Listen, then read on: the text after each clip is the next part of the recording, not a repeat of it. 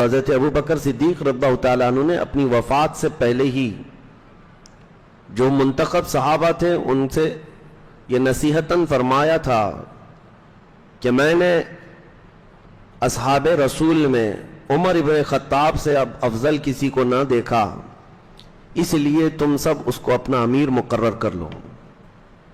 سیدنا ابو بکر صدیق رضی اللہ تعالیٰ عنہ کا یہ فرمان، آپ کی یہ نصیحت، وہ سارے صحابہ نے دل و جان سے قبول کر لی۔ یہ ایک ہی خلیفہ ہیں سیدنا عمر ابن خطاب رضی اللہ تعالیٰ عنہ، جن کے متعلق بہت زیادہ رائیں اور بہت زیادہ جیسے الیکشن والے معاملات نہیں پیش آئے ہیں۔ جس دن سیدنا ابو بکر صدیق رضی اللہ تعالیٰ عنہ کی وفات ہوئی، آپ کی تدفین ہوئی، اسی دن حضرت عمر فاروق رضی اللہ تعالیٰ عنہ خلیفہ مقرر ہو گئے۔ ایک ہی دن، اسی دن 22 جمادی الاخر کو ہی سیدنا عمر ابن خطاب رضی اللہ تعالیٰ عنہ کے دور خلافت کا آغاز ہو جاتا ہے۔ یہ وہ حسین دور ہے جس دور کی روشنائی، جس دور کی سچائیاں پورے اکناف عالم میں پھیلی ہوئی ہیں۔ وہ عمر جس کے آداب پہ شیدا سقر، اس خدا دوست حضرت پہ لاکھوں سلام۔ سیدنا عمر ابن خطاب رضی اللہ تعالیٰ عنہ نبی کریم صلی اللہ تعالیٰ علیہ وسلم کے ولادت باسعادت کے 17 سال بعد پیدا ہوئے تھے، بعض روایات میں کہ 13 سال بعد پیدا ہوئے۔ تو سیدنا ابو بکر صدیق رضی اللہ تعالیٰ عنہ کی خلافت کا دور جو ختم ہوا 2 سال 3 مہینے کچھ دن کے بعد، یعنی 3 سال کے آس پاس، اس کے بعد حضرت عمر فاروق کا زمانہ 10 سال کا رہا۔ یہ خلافت فاروقی 10 سال تک چلی، ایک لمبا عرصہ خلافت کا آپ کو ملا ہے۔ اس اعتبار سے جب حضرت عمر کی وفات ہوئی تھی تو عین آپ کی عمر 63 سال کی ہی تھی، جیسے رسول اللہ صلی اللہ علیہ وسلم کی عمر پاک۔ نبی کریم صلی اللہ تعالیٰ علیہ وسلم اس دنیا سے جب پردہ فرمائے تھے آپ کی عمر 63 سال تھی۔ حضرت ابو بکر صدیق جب وفات پائے آپ کی عمر 63 سال تھی۔ حضرت عمر جب وفات پائے آپ کی عمر بھی 63 سال تھی۔ کیسی عظیم مطابقت بھی ہے۔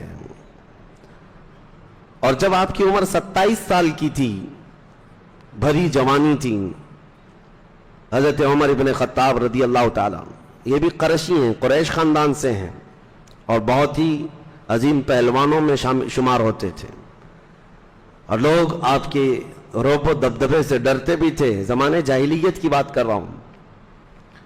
تو بعثت نبوی کا 3 سال تھا، اور بعض روایت میں 6 سال تھا، یعنی نبی پاک صلی اللہ تعالیٰ علیہ وسلم کے اعلان نبوت کے 3 سال، اور بعض روایت میں 6 سال آپ نے اسلام قبول کیا۔ جس وقت حضرت عمر نے اسلام قبول کیا اس وقت 39 مرد اور 11 عورتیں اسلام لا چکی تھیں، آپ کا نمبر 40واں تھا۔ سیدنا عمر ابن خطاب رضی اللہ تعالیٰ عنہ جب مکہ مکرمہ میں تھے تو ایک اور بات میں آپ کو بتاؤں، ان کا خاندان بھی قریش ہے۔ ان کی ماں کی طرف سے جو رشتہ ہے، حضرت عمر فاروق رضی اللہ تعالیٰ عنہ کی ماں کی طرف سے جو رشتہ ہے، ام جمیل، جو ابو جہل کی سگی بہن ہے، اس اعتبار سے ابو جہل رشتے میں آپ کا ماموں تھا، سردار قریش ہے، اور سارے مکہ کو بھڑکانے والا بھی وہی ہے۔ تو اس کا یہ سب مکہ مکرمہ میں پروپیگنڈا چلتا تھا۔ اسی دوران حضرت عمر ایک مرتبہ حرم میں تھے تو آپ کو اتنا بھڑکایا، اس نے کہا کہ اس محمد کا معاملہ بہت بڑھ گیا ہے۔ اب یہ مکہ سے نکل کر کے باہر بھی ان کی دعوت پہنچنے لگ گئی ہے، معاملات بگڑتے جا رہے ہیں ہمارے خداؤں کے۔ تو حضرت عمر جوش میں آئے اور حضور صلی اللہ تعالیٰ علیہ وسلم کے متعلق یہ ارادہ لے کر کے نکلے کہ قتل کر کے آ جاؤں گا۔ اس وقت حضرت حضور اکرم صلی اللہ تعالیٰ علیہ وسلم زید بن ارقم کے گھر میں رہا کرتے، چھپ کر کے ابھی دعوت دی جاتی تھی اسلام کی۔ علل اعلان مسلمان نمازیں نہیں پڑھتے تھے، اور نہ ہی علل اعلان اسلام کی دعوت دی جاتی تھی۔ جو مسلمان تھے وہ خفیہ تھے۔ 3 سال کا عرصہ اسی طرح سے گزرا ہے۔ تو حضرت عمر نے اپنا واقعہ اسلام لانے کا خود ہی بیان کیا ہے کہ میں تلوار اٹھائے نکلا تھا جوش میں کہ جاؤں اور اس محمد کا آج کام تمام کر دوں، ختم کر دوں، تاکہ ہمارے خداؤں کا جو دین ہے وہ ویسے ہی برقرار رہے اور نیا دین مکہ میں آنے نہ پائے۔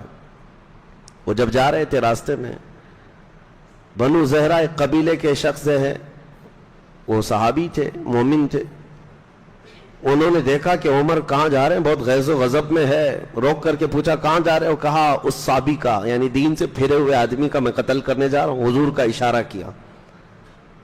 تو اس صحابی نے دیکھا کہ ان کا ارادہ بڑا سخت ہے اور حضور صلی اللہ تعالی علیہ وسلم کے قتل کے لیے جا رہے ہیں، تو انہوں نے ان کا راستہ روکنے کے لیے کہا کہ کیا ہوگا تمہیں قتل کر کے، کیا ملے گا؟ اس طرح ان کو ٹالنے لگے تو حضرت عمر اور غصے میں ہے، کہا لگتا ہے تم بھی بے دین ہو گئے ہو، تم بھی ہمارے آبا و اجداد کے دین سے پھر گئے ہو، میں تمہارے ساتھ بھی وہی کروں گا۔ تو وہ جو صحابی تھے انہوں نے کہا اس سے بھی تعجب کی بات میں نہیں بتاؤں تم کو، میں تو ہوا ہی ہوں، لیکن تمہارے گھر میں جا کر دیکھو تمہاری سگی بہن اور بہنوی بھی اسلام لا چکے۔ ان کو اتنا غصہ آیا، کہا میری بہن، ان کی بہن فاطمہ بنت خطاب اور ان کے بہنوی حضرت سعید، یہ دونوں اسلام لا چکے ہیں۔ حضرت عمر نے کہا پہلے میں اپنے گھر کا قصہ ختم کر دیتا ہوں۔ آئے تو اپنی بہن کے گھر، تو اس وقت ایک صحابی حضرت خباب، وہ ان کو قرآن پڑھا رہے تھے، یعنی حضرت عمر کی بہن اور بہنوی کو اندر قرآن پڑھا رہے تھے، حضرت عمر باہر کھڑے ہو کر سن رہے تھے۔ زور زور سے دروازہ پیٹنا شروع کر دیا، بہن ڈر گئی اور بہنوی بھی ڈر گئے کہ عمر آئے، تو حضرت خباب کو پردے میں اندر چھپا دیا اور دروازہ زور سے کھولا۔ اندر جاتے ہی حضرت عمر کا جوش یہ تھا، کہا کہ یہ کیا ہو رہا ہے، تم لوگ دین اسلام میں آ گئے ہو، ہمارے آبا و اجداد کا دین چھوڑ چکے ہو، آؤ دیکھا نہ تاؤ، مارنا شروع کیا، اپنے بہنوی کو اتنا مارا، وہ بیچ بچاؤ کے لیے بہن آئی تو ان کو بھی مارا، ناک پھٹ گئی، مار مار کر کے زخمی کر دیا بہن کو بھی اور بہنوی کو۔ خود کو ترس آیا بعد میں کہ میں اپنی سگی بہن کو مارا اتنی۔ اس کے بعد تھک کر کے بیٹھے، پھر اٹھایا دونوں کو، کہا میرے آنے سے پہلے دروازے میں سن رہا تھا کوئی کلام یہاں پڑھ رہا تھا، کوئی کلام تم لوگ پڑھ رہے تھے، سن رہے تھے، وہ کلام کیا ہے سناؤ مجھ کو۔ ابھی حضرت عمر اتنا کہہ رہے تھے کہ وہ حضرت خباب جو پردے میں چھپے تھے باہر آ گئے، کہا میں سناتا ہوں۔ حضرت عمر نے کہا تم یہاں کیسے؟ کہا جو کلام تم سن رہے تھے وہ میں ہی پڑھ رہا تھا۔ پھر حضرت خباب نے قرآن کی آیتیں تلاوت کرنی شروع کی۔ قرآن کی آیتیں جب صحابہ پڑھتے تھے تو ایسا اثر ہوتا تھا کہ پتھر بھی ہل جائے۔ حضرت عمر سنتے گئے سنتے گئے سنتے گئے، اس کے بعد اٹھ جاتے ہیں اور کہتے ہیں میں اس محمد صلی اللہ علیہ وسلم سے ملاقات کر کے آؤں گا۔ ان کی بہن اور بہنوی دونوں، تھوڑا سا ان کو خوشی اس بات کی حاصل ہوئی کہ عمر کا دماغ تبدیل ہوتا ہوا نظر آ رہا ہے۔ تب حضرت خباب جو وہاں تھے، گھر کے اندر موجود تھے، انہوں نے کہا گھبرانے کی ضرورت نہیں ہے، عمر رسول اللہ کا قتل کرنے نہیں جا رہے ہیں، اس لیے کہ کل شام کو ہی میں نے رسول اللہ کو یہ دعا کرتے سنا تھا، اے اللہ عمر بن خطاب کے ذریعے اسلام کو فوقیت عطا فرما، اسلام کو عزت عطا فرما، اللہم اعز الاسلام بعمر، اے اللہ اسلام کو عزت عطا کر عمر بن خطاب کے ذریعے سے۔ کہا میں نے کل رسول اللہ سے یہ دعا سنی ہے، ہو سکتا ہے وہ دعا آج ہو گئی ہے۔ تو عمر بن خطاب گئے، تلوار حمائل تھی، زید بن ارقم کے گھر میں چند صحابہ تھے، رسول پاک صلی اللہ علیہ وسلم تھے۔ جیسے ہی صحابہ نے آتے ہوئے دیکھا سب کھڑے ہو گئے، کہا عمر بن خطاب آ رہے ہیں اور ساتھ میں تلوار بھی ہے۔ امیر حمزہ رضی اللہ تعالیٰ عنہ جو صرف ان کے سے 3 دن پہلے ایمان لائے ہوئے تھے اور رسول اللہ کے چچا تھے، اور حضور صلی اللہ تعالیٰ علیہ وسلم سے بہت ہی قرابت ایسی تھی کہ حضرت امیر حمزہ حضور صلی اللہ تعالیٰ علیہ وسلم کے ہم عمر تھے، ایک عمر کے تھے، اور دونوں نے ایک ہی خاتون کا دودھ بھی پیا تھا، چچا تھے بھتیجے تھے، لیکن عمر ایک تھی، دونوں نے ایک حضور پاک صلی اللہ تعالیٰ علیہ وسلم کے وہ دودھ شریک بھی تھے۔ حضرت حمزہ بہت ہی سیریس تھے ان سب معاملات میں، دفاع ناموس رسالت پر، وہ کھڑے ہو گئے اور کہا عمر اگر اچھی نیت سے آ رہا ہے تو ٹھیک ہے، استقبال ہے، اور اگر کوئی غلط نیت ہے تو حمزہ اس کے یہاں سے واپس جانے کے لیے کوئی راستہ چھوڑے گا نہیں۔ تو حضرت حمزہ کو کھڑے ہوتے دیکھ کر صحابہ نے خاموشی اختیار کی۔ عمر ابن خطاب آئے، تلوار تو تھی، حجرے میں آتے ہی رسول پاک صلی اللہ تعالی علیہ وسلم کے سامنے تلوار رکھ دی اور کہا آپ جس دین کی دعوت دینے کے لیے کلمہ پڑھاتے ہیں وہ کلمہ مجھے بھی عطا فرمائے۔ قرآن کی چند آیتیں ہی سنی تھی اور اس کے بعد پورا دل بدل گیا تھا۔ نبی پاک صلی اللہ تعالی علیہ وسلم نے جیسے ہی انہیں مشرف اسلام کیا، جو صحابہ وہاں موجود تھے، یہ پہلا نعرہ تھا جو مکہ میں بلند آواز سے لگا تھا۔ صحابہ جوش میں نعرہ لگائے، عمر ابن خطاب کے ایمان لانے کی خوشی سب کو تھی۔ اب اس کے بعد سب سے پہلا کام جو ہوا حضرت عمر کی طرف سے، جو ان کی اولیات ہیں، جو ان کی خصوصیات ہیں حضرت عمر کی، حضور صلی اللہ تعالی علیہ وسلم سے احکام اسلام سیکھتے رہے۔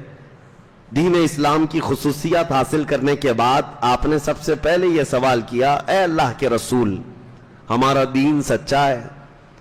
ہمارا دین سچا ہے؟ کہا بالکل سچا ہے۔ تو کہا آپ پھر یہاں کمرے کے اندر کیوں حرم میں جا کر نماز پڑھیں گے؟ حرم میں خانہ کعبہ کے پاس جائیں گے؟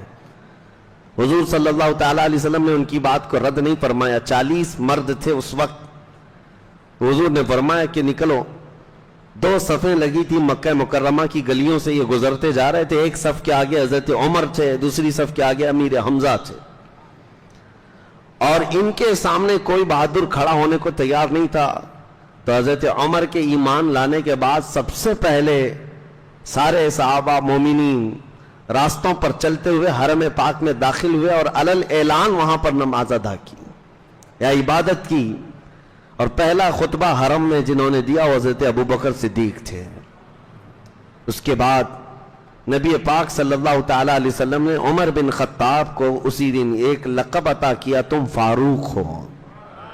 فاروق کا مطلب ہے فرق پیدا کرنے والا کفر اور اسلام کے درمیان۔ اس دن آپ نے ایسا واضح فرق بتا دیا مومنین کون ہوتے ہیں۔ سیدنا عمر ابن خطاب رضی اللہ تعالیٰ عنہ کے اسلام لانے کے بعد آپ اگرچہ بڑے پہلوان تھے، سارے تھے، لیکن پھر بھی مشقتیں برداشت کی، کیونکہ عرب سب ایک طرف ہو جاتے تھے، خاندان کے خاندان، قبیلوں کے قبیلے دشمنی پر اتر آتے تھے۔ اور اس کے بعد جب رسول کریم صلی اللہ تعالیٰ علیہ وسلم کی ہجرت کا وقت آیا تو حضور صلی اللہ تعالیٰ علیہ وسلم سے پہلے ہی حضرت عمر نے ہجرت کی تھی۔ حضور صلی اللہ تعالیٰ علیہ وسلم ابھی مدینے گئے نہیں تھے اس سے پہلے، اور حضرت عبداللہ بن مسعود کہتے ہیں کہ ہم نے مکہ سے جتنے صحابہ ہجرت کی ہے سب کی ہجرت پتہ ہے، لیکن عمر بن خطاب نے جیسی ہجرت کی ہے ویسی کسی نے نہیں کی۔ کہا اس میں کیا ہے؟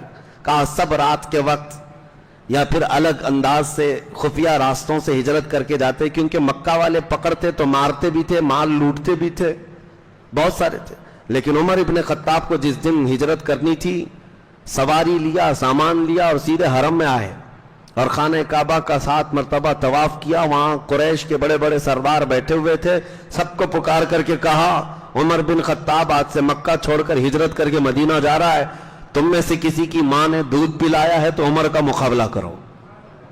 سارے سرداران قریش دیکھتے رہے، حضرت عمر طواف کر کے شاہانہ انداز میں ہجرت کر کے چلے گئے، کوئی آپ کو چھو نہ سکا۔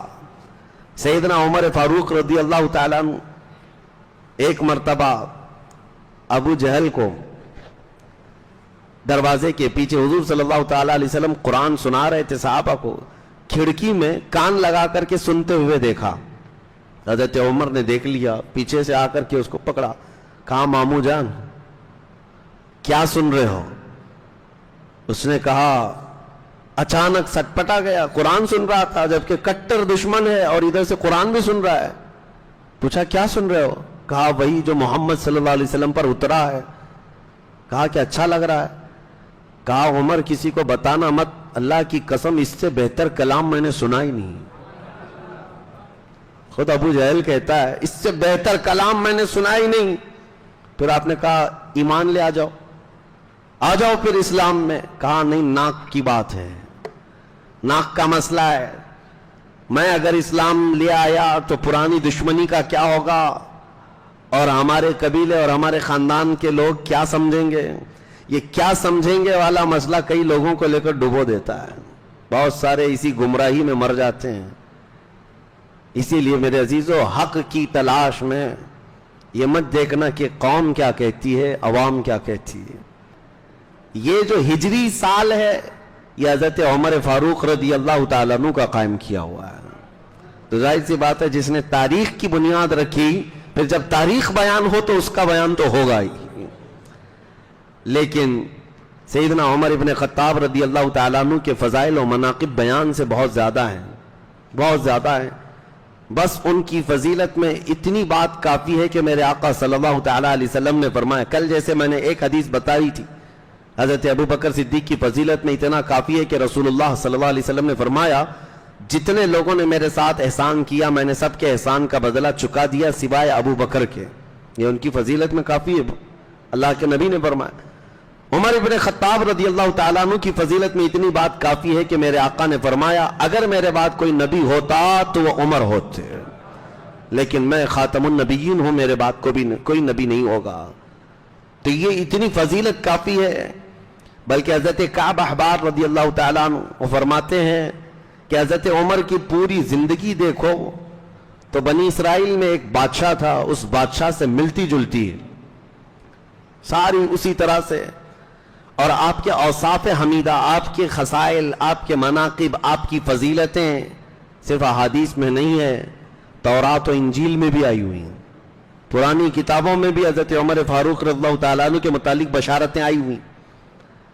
یہ جو صحابہ ایمان لائے یہودیت سے یا عیسائیت سے، انہوں نے کہا ہے کہ ہم نے مقدس کتابوں میں یہ تذکرہ سنا ہے، اس اعتبار سے حضرت عمر کا تذکرہ تھا. یہ عزیزان گرامی وقار، سیدنا عمر فاروق رضی اللہ تعالیٰ عنہ کی فضیلت میں میرے آقا نے جو فرمایا کہ جس راستے سے عمر گزرتا ہے شیطان اس راستے پر نہیں آتا، ان کی خوشبوؤں سے شیطان بھاگ جایا کرتا ہے. بس یہ ہے کہ آپ کی طبیعت میں تھوڑی صلابت تھی، سختی تھی، وہ فطری تھی، بچپن سے تھی. اسی وجہ سے جب حضرت ابو بکر صدیق رضی اللہ تعالیٰ عنہ کی وفات کا وقت قریب آیا اور جب آپ نام لے رہے تھے عمر ابن خطاب کا کہ میں چاہتا ہوں کہ میرے بعد عمر ابن خطاب تمہارے امیر مقرر ہو، خلیفہ ہو، تو جو صحابہ تھے ان میں سے ایک صحابی اور کہا، امیر خلیفہ رسول اے ابو بکر صدیق رضی اللہ تعالیٰ، کیا کر رہے ہیں آپ؟ عمر ابن خطاب کو ان کی سختی کے آگے کون ٹک پاتا ہے؟ ان کی صلابت اور ان کا جو سخت مزاج ہے وہ کیسے ہانکیں گے؟ تو حضرت ابو بکر صدیق رضی اللہ تعالیٰ عنہ نے اس وقت بیماری کے عالم میں ہی تمام صحابہ اور مومنین کو ایسا قائل کیا اور فرمایا کہ یہ دین مصطفیٰ ہے، نبی کریم صلی اللہ تعالیٰ علیہ وسلم کا لایا ہوا نظام ہے، اس نظام کے لیے صلابت اور سختی کی بہت ضرورت ہے. دین اسلام کی سرحدیں بڑھتی جا رہی ہیں. صحابہ نے پھر محسوس کیا کہ اب ہمیں ایسا امیر بھی چاہیے جو اتنا سخت ہو، اتنا سخت ہو. اور سختی کس بات میں؟ صرف شریعت مصطفیٰ میں، باقی اپنی ذات کے لیے، اپنے نفس کے لیے نہیں. تو صحابہ نے بالاتفاق آپ کو امیر مقرر کر لیا تھا. حالت تو یہ تھی کہ حضرت عمر فاروق کندھے پر کوڑا لے کر کے بازار میں گھومتے تھے. جب مدینے کے بازاروں میں جاتے تھے کوڑا ان کا کندھے پر ہی رہتا تھا، جہاں جس کو کچھ گناہ کرتے ہوئے پاتے وہیں کوڑے لگاتے تھے. شریعت مصطفیٰ میں کوڑے کی بھی ضرورت پڑتی ہے. بعض لوگ یہ کہتے ہیں ہر چیز پیسفلی ہونی چاہیے، امن کے ساتھ ہونی چاہیے. اگر سارے انسانوں کے طبیعت میں امن ہی ہوتا تو پولیس کی بھی ضرورت نہیں ہوتی، لیکن ایسا حقیقت میں ہے نہیں. دنیا کی ہر کنٹری، دنیا کا ہر نظام پولیس کا شعبہ رکھتا ہے، ایک ڈپارٹمنٹ رکھا جاتا ہے. کیوں؟ کرائم پر کنٹرول کے لیے. اور ان کو سختی کرنے کا حکم بھی دیا جاتا ہے کیونکہ انسانوں کی طبیعت میں ہے، فطرت میں ہے کہ ان کو کچھ سختیاں ایسی ہیں جو سیدھے راستے پر رکھ سکتی ہیں. حضرت عمر فاروق رضی اللہ تعالیٰ عنہ کے، میں اب آپ کو یہ بات اس لیے کہہ رہا ہوں کہ یہ ابھی آپ کو سننا ضروری ہے کہ آپ کے اندر کی یہ جو سختی تھی، صلابت تھی، اور آپ جو فیصلے لیتے تھے، اس کا اثر بڑے بڑے صحابہ پر بھی ہوا ہے. بڑے بڑے صحابہ پر بھی اس کا اثر ہوا ہے. وہ کسی کی رعایت نہیں کرتے تھے. یہاں تک کہ اپنے دور خلافت میں آپ نے پابندی لگا دی تھی کہ جتنے علاقوں میں گورنر بنے ہوئے صحابہ ہیں ان کی بھی دیکھ بھال کے لیے کچھ لوگوں کو رکھتے کہ اگر وہ قیمتی گھوڑا اختیار کر لیتے. ترکی گھوڑا اس وقت بہت قیمتی سمجھا جاتا تھا. حضرت عمر ان کو دوسرے دن ان کو معزول کرنے کا لیٹر جاری کر دیتے تھے, اتر جاؤ تم. یا اگر ان کو بہت قیمتی لباس پہنتے ہوئے دیکھتے منع کرتے. یہ سختی حضرت عمر فاروق رضی اللہ تعالیٰ عنہ کی شریعت مصطفیٰ کے نفاذ کے لیے تھی. بہت بڑے درہم و دینار تو چھوڑیں, ایک تنکا بھی آپ غلط انداز سے کسی کو نہ کھانے دیتے تھے نہ اسراف کرنے دیتے تھے. اس کے خلاف تھے آپ, اس کے خلاف رہتے تھے ہمیشہ کہ مسلمانوں کے مال کا ایک آدھا درہم بھی ضائع نہ ہونے پائے. بادشاہوں کا مزاج نہیں تھا کہ جو من میں آئے لٹا دیا کسی بھی بات پر, نہیں, اس بات کے حساب کتاب میں بہت سخت تھے. یہاں تک کہ آپ کو میں بتاؤں, اپنے بیت المال کا جو داروغہ تھا اس کو آپ نے اتنا سخت بنا رکھا تھا حساب کتاب کے لیے کہ حضرت عمر فاروق خود بھی اگر بیت المال سے کبھی قرضہ لیتے تو وہ بیت المال کا داروغہ آپ سے لڑنے کے لیے آ جاتا تھا. اتنے دن ہوئے ابھی تک آپ نے دیا نہیں, خلیفہ ہیں آپ. حضرت عمر کہتے میرے پاس ہے نہیں, آ جانے کے بعد دے دوں گا. وہ تقاضا کرتے کرتے گھر کو لپٹ جاتا تھا, روایت میں موجود ہے. امیر المومنین کے دروازے کو لپٹ جاتا تھا, کہتا تھا زیادہ دن ہو رہے ہیں آپ کے اوپر قرضہ ہو گیا ہے, جلدی ادا کیجیے. لیکن حضرت عمر نے کبھی اس کے لیے کوڑا نہیں استعمال کیا. کوئی اگر دیکھتا تو یہ کہتا ارے یہ داروغہ بیت المال کا خلیفہ وقت کی طرف سے مقرر کیا ہوا داروغہ ہے, لیکن یہ تقاضا کرنے آ جاتا ہے مال کا, وہ بھی امیر المومنین سے. یہاں تو پی ایم سے کوئی حساب ہی نہیں لے سکتا, جتنا چاہے دیش بیچ جائے, کوئی پوچھ بھی نہیں سکتا. اگر پوچھے گا تو اس کی تو سدسیتا ختم ہو جائے گی. یہ دور الگ ہے میرے عزیزوں, کہاں خلافت کو ہم کمپیئر کر سکتے ہیں. یہاں مال لوٹنے والے چور ڈاکو بیٹھے اور لوٹ کر کے خوب لے جائیں, سوئس بینک میں داخل کریں, لیکن ان کو سے کوئی دوسرا سوال نہیں کر سکتا, پوچھ نہیں سکتا. اگر پوچھ لیا تو اس کی خیر نہیں, دوسرے دن اس کے ہاں حکومت کی داماد ایجنسیاں آ جاتی ہیں. لیکن وہ دور فاروقی تھا, جبہ بھی اگر لمبا ہوتا تو صحابہ پوچھ لیتے تھے. بھرے مجمع میں حضرت سلمان فارسی نے آپ سے پوچھا تھا کہ مال غنیمت میں کپڑا آپ نے تقسیم کیا تھا سب صحابہ کو, کسی کا پورا جبہ نہیں بن رہا تھا. حضرت عمر کا پورا جبہ بن گیا. صحابی نے بیچ مجمع میں کھڑے ہو کر پوچھا آپ کا کیسے بن گیا, سب کا تو نہیں بنا, ویسے بھی آپ قد میں لمبے تھے. حضرت عمر نے یہ نہیں کہا کہ کیا تم کو سوال کرنے کا حق ہے, بلکہ جواب دیا, کہا مال غنیمت میں میرے بیٹے کو بھی کپڑا ملا تھا, انہوں نے مجھے ہبہ کر دیا, دونوں کپڑے ملا کر کے میں نے سلایا, میرا جبہ بن گیا ہے. وہ داروغہ کو جب اتنا سخت بنا کر رکھے تھے حضرت فاروق رضی اللہ تعالیٰ کہ وہ آپ سے تقاضا کرتا تھا قرضے کے, اور باقی دوسری چیزوں پر سختی اس قدر تھی کہ کسی کی رعایت نہیں تھی. عدل و مساوات میں, حساب کتاب میں, صحابہ اکرام رضوان اللہ تعالیٰ علیہ مجمعین کے معاملات میں بڑے سخت تھے فیصلہ لینے میں. صحیح روایت میں اگر آپ کو بتاؤں, جب آپ کی وفات ہوئی تھی, آپ کے جسم پاک پر چادر پڑی ہوئی تھی, دیدار کے لیے بہت لوگ آئے. جب صحابہ, ان میں سے مولا علی کرم اللہ وجہ الکریم آئے تھے, سیدنا علی ابن ابی طالب کرم اللہ وجہ الکریم چادر ہٹاتے ہیں اور لوگوں سے کہتے ہیں لوگوں گواہ ہو جاؤ, رسول اللہ صلی اللہ تعالی علیہ وسلم کے صحابہ میں اس سے زیادہ نیکیاں کرنے والا دیکھا نہیں تھا, اس سے بہتر آدمی نہیں دیکھا. اور ابن عساکر کی روایت تو یہ ہے, تاریخ ابن عساکر مشہور معتبر کتاب ہے, میں روایت آپ کو بتا دوں. حضرت علی کا یہ فرمان ہے کہ فرماتے اگر کسی کو وہ دیکھتے کہ حضرت علی فرماتے ہیں مجھ کو ابو بکر اور عمر سے افضل بتائے تو میں اس کو 80 کوڑے ماروں گا. کوڑے لگوا دیتے حضرت علی کرم اللہ وجہ الکریم. آپ نے اعلان فرمایا تھا. وہ اس حد درجے تعظیم کرتے تھے سیدنا ابو بکر صدیق کی بھی اور حضرت عمر کی بھی. یہ بتانا ضروری اس لیے ہے کہ بعض لوگوں کو یہ لگتا کہ یہ غصب کی ہوئی خلافتیں تھی, غصب کی ہوئی خلافتیں تھی تو حضرت علی کرم اللہ وجہ الکریم ایسی تعریف نہیں کرتے ان خلفاء کی. عزیزان گرامی اوقات, اب دور فاروقی کی باتیں کرتے ہیں. فضائل و مناقب بے شمار ہیں. سیدنا عمر ابن خطاب رضی اللہ تعالیٰ عنہ کی فضیلتیں بے شمار ہیں. انہوں نے رسولullah کی صحبت پائی, یہ سب سے بڑی فضیلت ہے. اللہ کے نبی صلی اللہ تعالیٰ علیہ وسلم نے ہر گھڑی ان کو ساتھ رکھا, یہ بڑی فضیلت ہے. اور آج تک بلکہ میرے آقا صلی اللہ تعالیٰ علیہ وسلم کا ایک فرمان ہے, سنو. فرماتے ہیں رسولullah صلی اللہ علیہ وسلم, ہر نبی کے لیے وزیر ہوتے ہیں. مجھے اللہ تعالیٰ نے آسمانوں میں 2 وزیر دیے اور زمین پر بھی 2 وزیر دیے. آسمانوں میں میرے 2 وزیر جبرائیل و میکائیل ہیں, اور زمین میں میرے 2 وزیر ابو بکر و عمر ہیں. اور دیکھو تو آج بھی اس ہرے گنبد کے نیچے بادشاہ آرام فرمایا اور دونوں وزیر پہلو میں سوئے ہوئے ہیں. اس بات کی علامت ہے, ہم نے پڑھا تھا کہ بادشاہ جب کرسی پر براجمان ہوتا ہے اور وزیر اس کے آس پاس ہیں تو یہ علامت ہوتی ہے کہ بادشاہ کا نظام ابھی چل رہا ہے.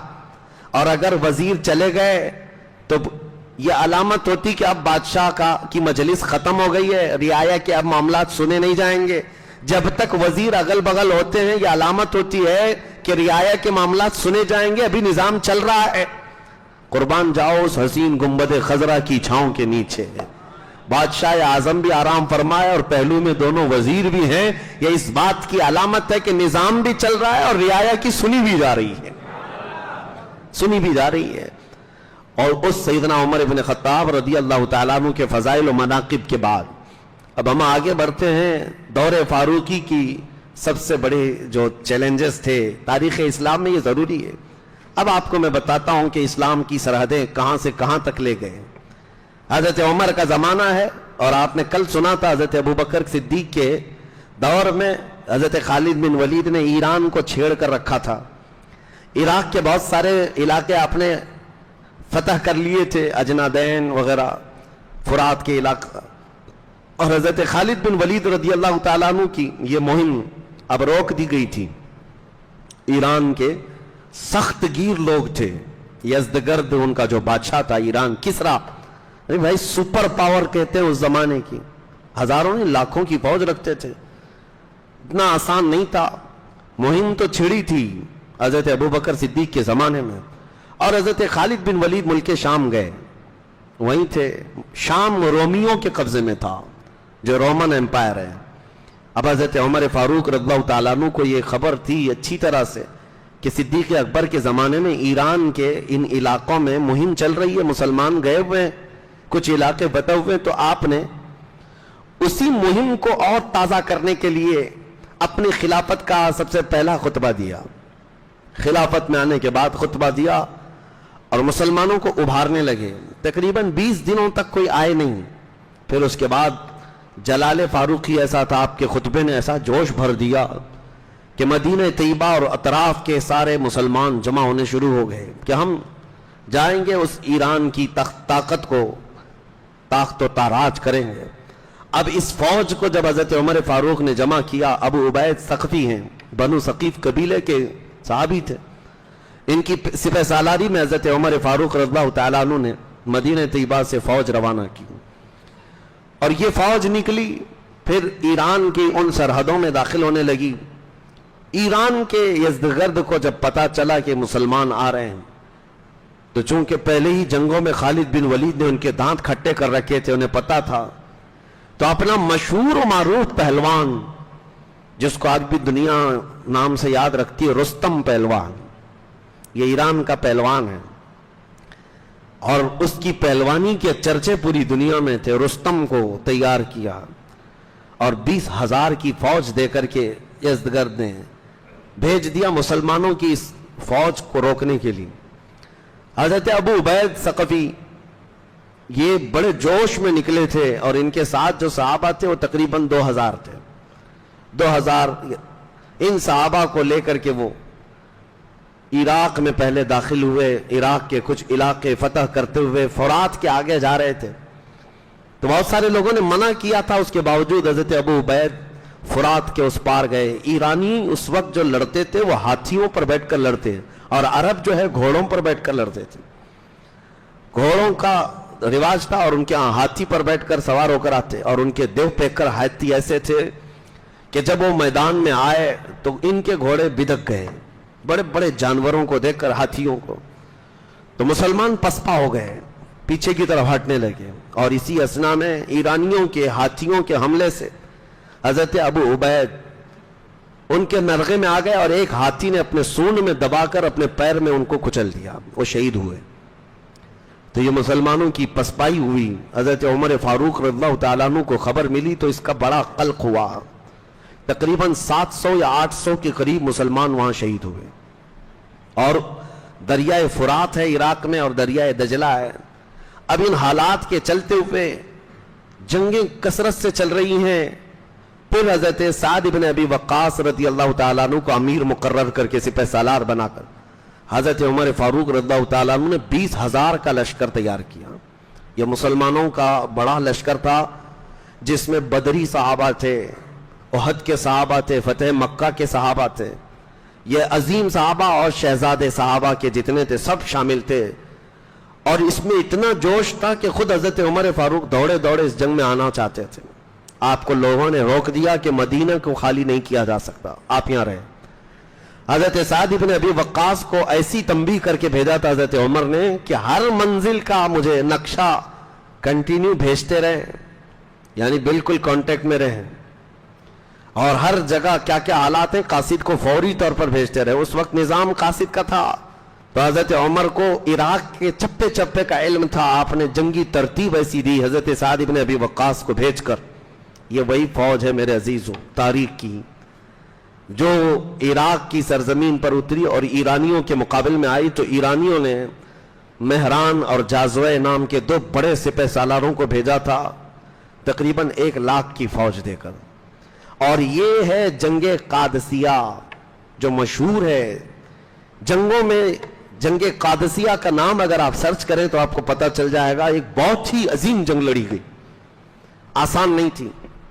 20,000 صحابہ، اور اس کے بعد ان کی 1 لاکھ کی نہیں بلکہ 2 لاکھ کی فوج ہو گئی، اور ان میں ہاتھی، بڑے بڑے قسم کے پہلوان سب جمع ہوئے۔ قادسیہ کا یہ میدان حضرت سعد بن ابی وقاص کی سپہ سالاری میں لڑا جانا تھا۔ پہلا ہی دن ایسا تھا کہ کثرت سے مسلمان شہید ہوئے، لیکن پیچھے نہیں ہٹے جنگ قادسیہ میں، اور یہ جنگ ایسی تھی جہاں صحابہ اپنا جگر نکال کر رکھ چکے تھے۔ کئی ایسے صحابہ ہیں جن کی قربانیوں کو ذکر کرنے کے لیے طویل وقت درکار ہے، طویل وقت۔ جنگ قادسیہ میں ایک صحابی حضرت خنسا، یہ پہلے زمانے جاہلیت کی شاعرہ تھیں، شعر و شاعری کرتی تھی، اور ان کی شعر و شاعری ایسی مشہور تھی جب کوئی مرتا تھا عرب میں تو اس پر مرثیہ بولا جاتا تھا۔ مرثیہ ماتم کرنے کے لیے، رولانے کے لیے شعر بولتے تھے۔ تو یہ خنسا اس بات میں مشہور تھی جب ان کے بھائی کا انتقال ہوا تھا، اور ایک بار باپ کا انتقال ہوا تھا، تو اپنے بھائی اور باپ کے انتقال کے وقت جو انہوں نے مرثیے پڑھے تھے، عرب لوگ 2 سال تک سن کر روتے تھے۔ انہوں نے 2 سال تک رلایا ہے، نئے نئے شعر بول بول کر کے لوگوں کو رلایا، جیسے آج ماتم کی مجلسوں میں رلایا جاتا ہے۔ تو اس وقت یہ ماتم کا رواج تھا، نوحہ کرتی تھیں عورتیں، اور عرب کی جاہلیت میں مرنے پر اس طرح کے مرثیے پڑھے جاتے تھے۔ یہ وہ خنسا ہیں جو زمانے جاہلیت کی مشہور شاعرہ۔ اللہ اکبر! دین اسلام جب کسی کے سینے میں داخل ہوتا ہے تو تبدیلی کیسے آتی ہے۔ یہ وہی خنسا ہے جنگ قادسیہ کے لیے جب مدینے میں صحابہ جمع ہو رہے تھے، یہ خاتون دوڑی دوڑی حضرت عمر کے پاس آئی اور کہا میرے 4 بیٹے ہیں، میں چاروں کو بھیجنا چاہتی ہوں۔ 4 لڑکے ہیں۔ لوگوں نے تو یہ دیکھا حضرت خنسا صحابیاں ایمان لا چکی ہیں، 4 جوان بیٹوں کا ہاتھ پکڑ کر کے جنگ میں لے آئی تھیں۔ اب یہ مرثیے کے شعر نہیں پڑھتی تھیں، غم کے اشعار نہیں پڑھتی تھیں، بلکہ جب مجاہدین میدان میں اترتے تھے ان کو جوش دلانے کے ایسے اشعار پڑھتی کہ کوئی پیچھے مڑنا بھی پسند نہیں کرتا تھا۔ عورت بول رہی ہے، عورت کے شعر و شاعری ہیں، تو اپنے بیٹوں کو اپنے اشعار سے ایسا مضبوط کر کے میدان میں اتاری تھیں۔ کہاں ہیں وہ مائیں آج بچوں کے لیے خوف زدہ ہوتی ہیں؟ کہاں وہ ماں ہے جو 4 جوان بیٹوں کو میدان میں اتار کر پھر پیچھے کھڑی ہو کر شعر و شاعری بھی کر رہی ہیں، صرف اس بات پر کہ تم دنیا کی اس عظیم قوم سے وابستہ ہو جس کا امیر محمد رسول اللہ ہے، جس کے رسول محمد رسول اللہ ہے۔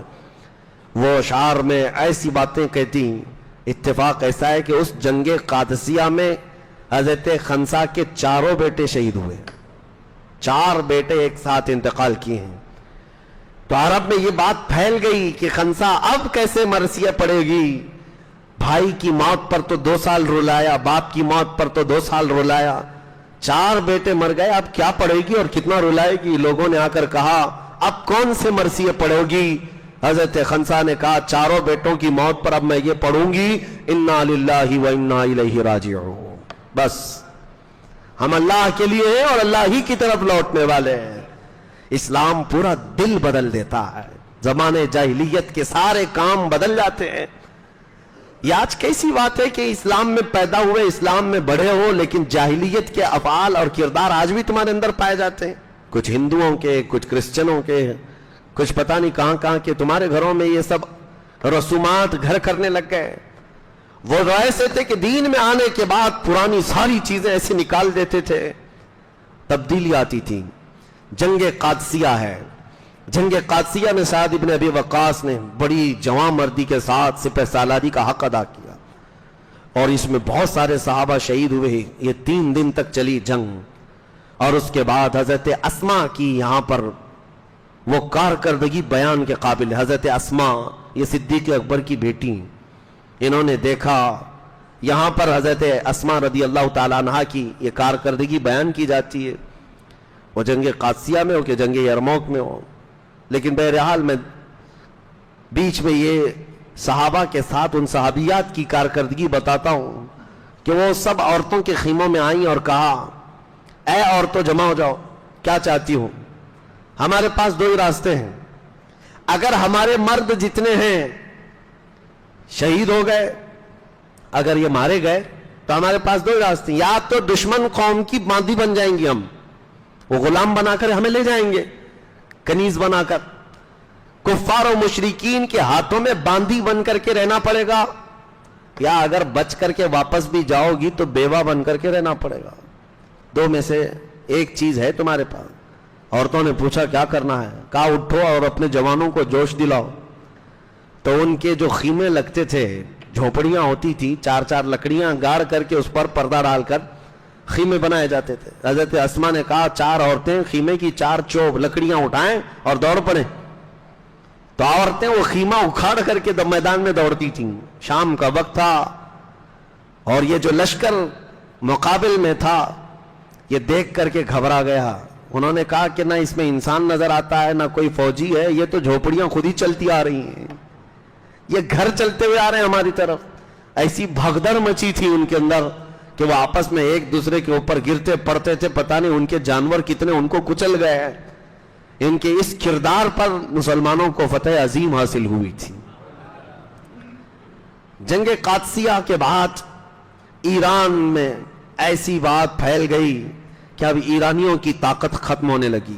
میرے عزیزو, ایک جنگ میں 10 ہزار ایرانی مارے گئے ہیں. یہ معمولی بات نہیں تھی. اس وقت ان کے دور میں کبھی 2000 کبھی 10,000 مقابل میں ہوتے رہے. اب اس کے بعد مسلمانوں کا یہ جمع غفیر سعد ابن ابی وقاص کے ساتھ دریائے دجلہ پر آیا. اب تاریخ کی وہ اہم بات میں عرض کرنے جا رہا ہوں, دور فاروقی کی. یہ عراق پورا فتح کر چکے تھے, اب ایران کی سرحد کے اندر داخل ہونا تھا. اب بچا کچا ایران جو پرشین امپائر ہے انہوں نے اپنے ایران کو سنبھال رکھا تھا. دور دور سرحدیں پھیلی تھی, مسلمان چلتے چلتے سرحدوں میں اندر آ گئے تھے. جو آج کا ایران ہے اتنا ایران بچا ان کے ہاتھوں میں بچا تھا. ارے بادشاہ کے لیے کچھ تو چھوڑو. اب ایرانی بادشاہوں نے دریاؤں کے کنارے پوری فوج لگا رکھی تھی کہ مسلمان کہیں سے پار ہو کر کے اس سرحد کے اندر نہ آ جائیں, اور دریائے دجلہ کے اوپر جتنے پل بنے تھے, برج, سب توڑ ڈالے کہ دریا عبور کر کے پار کر کے کوئی آ نہ سکے, کراس نہ کر سکے. لیکن صحابہ کا جوش اور جنون ایسا تھا کہ وہ کہیں کو رکنے والے نہیں تھے. اسی کو علامہ اقبال نے کہا ہے, تھمتا نہ تھا کسی سے سیل رواں ہمارا. جب وہاں پہنچے تو سعد ابن ابی وقاص کے ساتھ جو صحابہ تھے ان سے انہوں نے پوچھا کہ اب کیا کرنا ہے, آگے بڑھنا ہے؟ صحابہ نے کہا آگے تو بڑھنا ہے, راستہ کہاں ہے؟ سعد ابن ابی وقاص نے کہا چلو اسی دریا میں گھوڑے ڈال دیتے ہیں. دریا وہ چھوٹے پانی کا نہیں ہے, اندر جانے کے لیے بھی 10 منٹ کی گہرائی ہے. اندر اگر ڈوبنا بھی چاہے 10 منٹ تک جاتا رہے.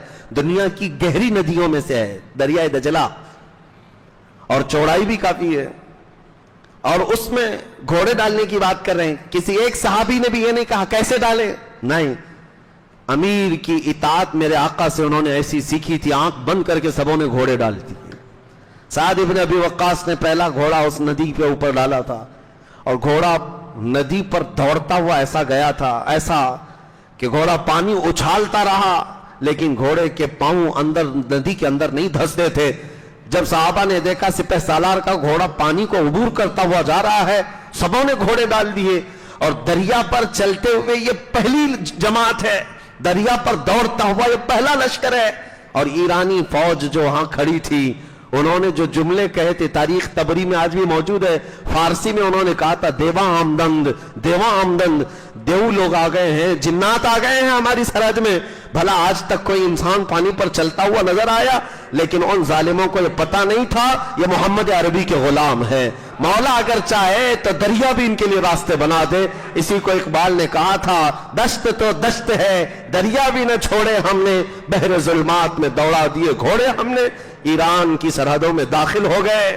اب جو ایرانی فوج منتشر ہو گئی, خوف کے مارے تتر بتر ہو گئی. یزدگرد کے پاس جا کر کے خبر پہنچائی گئی کہ مسلمان ایران میں داخل ہو گئے. اسی غم میں کتنے وزیروں کا انتقال ہو گیا, لڑنے سے پہلے ہی. ہارٹ اٹیک آتا ہوگا اس زمانے میں, لیکن اب کے ڈاکٹر سرجری یا نئی میڈیکل تحقیقات سے بتا دیتے ہیں, لیکن اس وقت بھی ہوتا تھا. بہت سارے مر گئے مسلمانوں کی آمد کو سن کر کہ یہ ایران کی سرحدوں میں داخل ہو چکے. عزیزان گرامی وقار, پھر اس کے بعد سعد ابن ابی وقاص رضی اللہ تعالیٰ عنہ ایران میں داخل تو ہو گئے. اب معاملہ یہ ہے کہ اس کسرا بادشاہ کی طاقتور فوج کو زیر کرنا ہے. اس طاقتور فوج کو دھول چٹانے کے لیے صرف مسلمانوں کی یہ تعداد کافی نہیں تھی. پھر حضرت عمر فاروق کو لکھ کر بھیجا گیا, اور کمک بھیجی جائے, اور فوج بھیجی جائے. بہت سارے صحابہ شہید ہوئے ہیں. جنگ قادسیہ کو سر کرنے کے بعد جانتے ہیں, ایک اور ادا میں سیدنا عمر ابن خطاب کی بتاتا ہوں.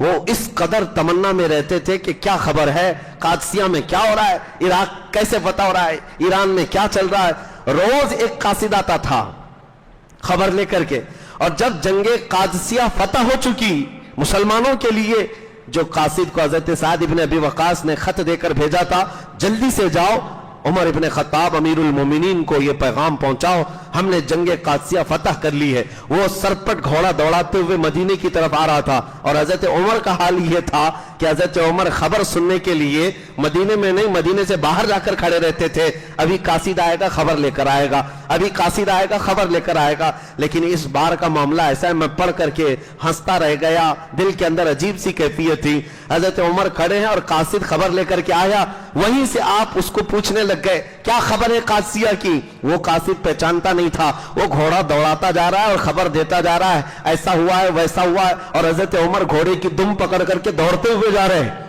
اور خبر سنتے ہوئے جا رہے ہیں, اور وہ ان کو دوڑا رہا ہے اور خبریں سنا رہا ہے. حضرت عمر دوڑتے دوڑتے تھک گئے اور گھوڑے کے پیچھے آئے. مدینے میں مدینے والوں نے دیکھا, اس گھوڑ سوار کو کہا, ارے میاں امیر المومنین کو کیوں دوڑا رہے ہو؟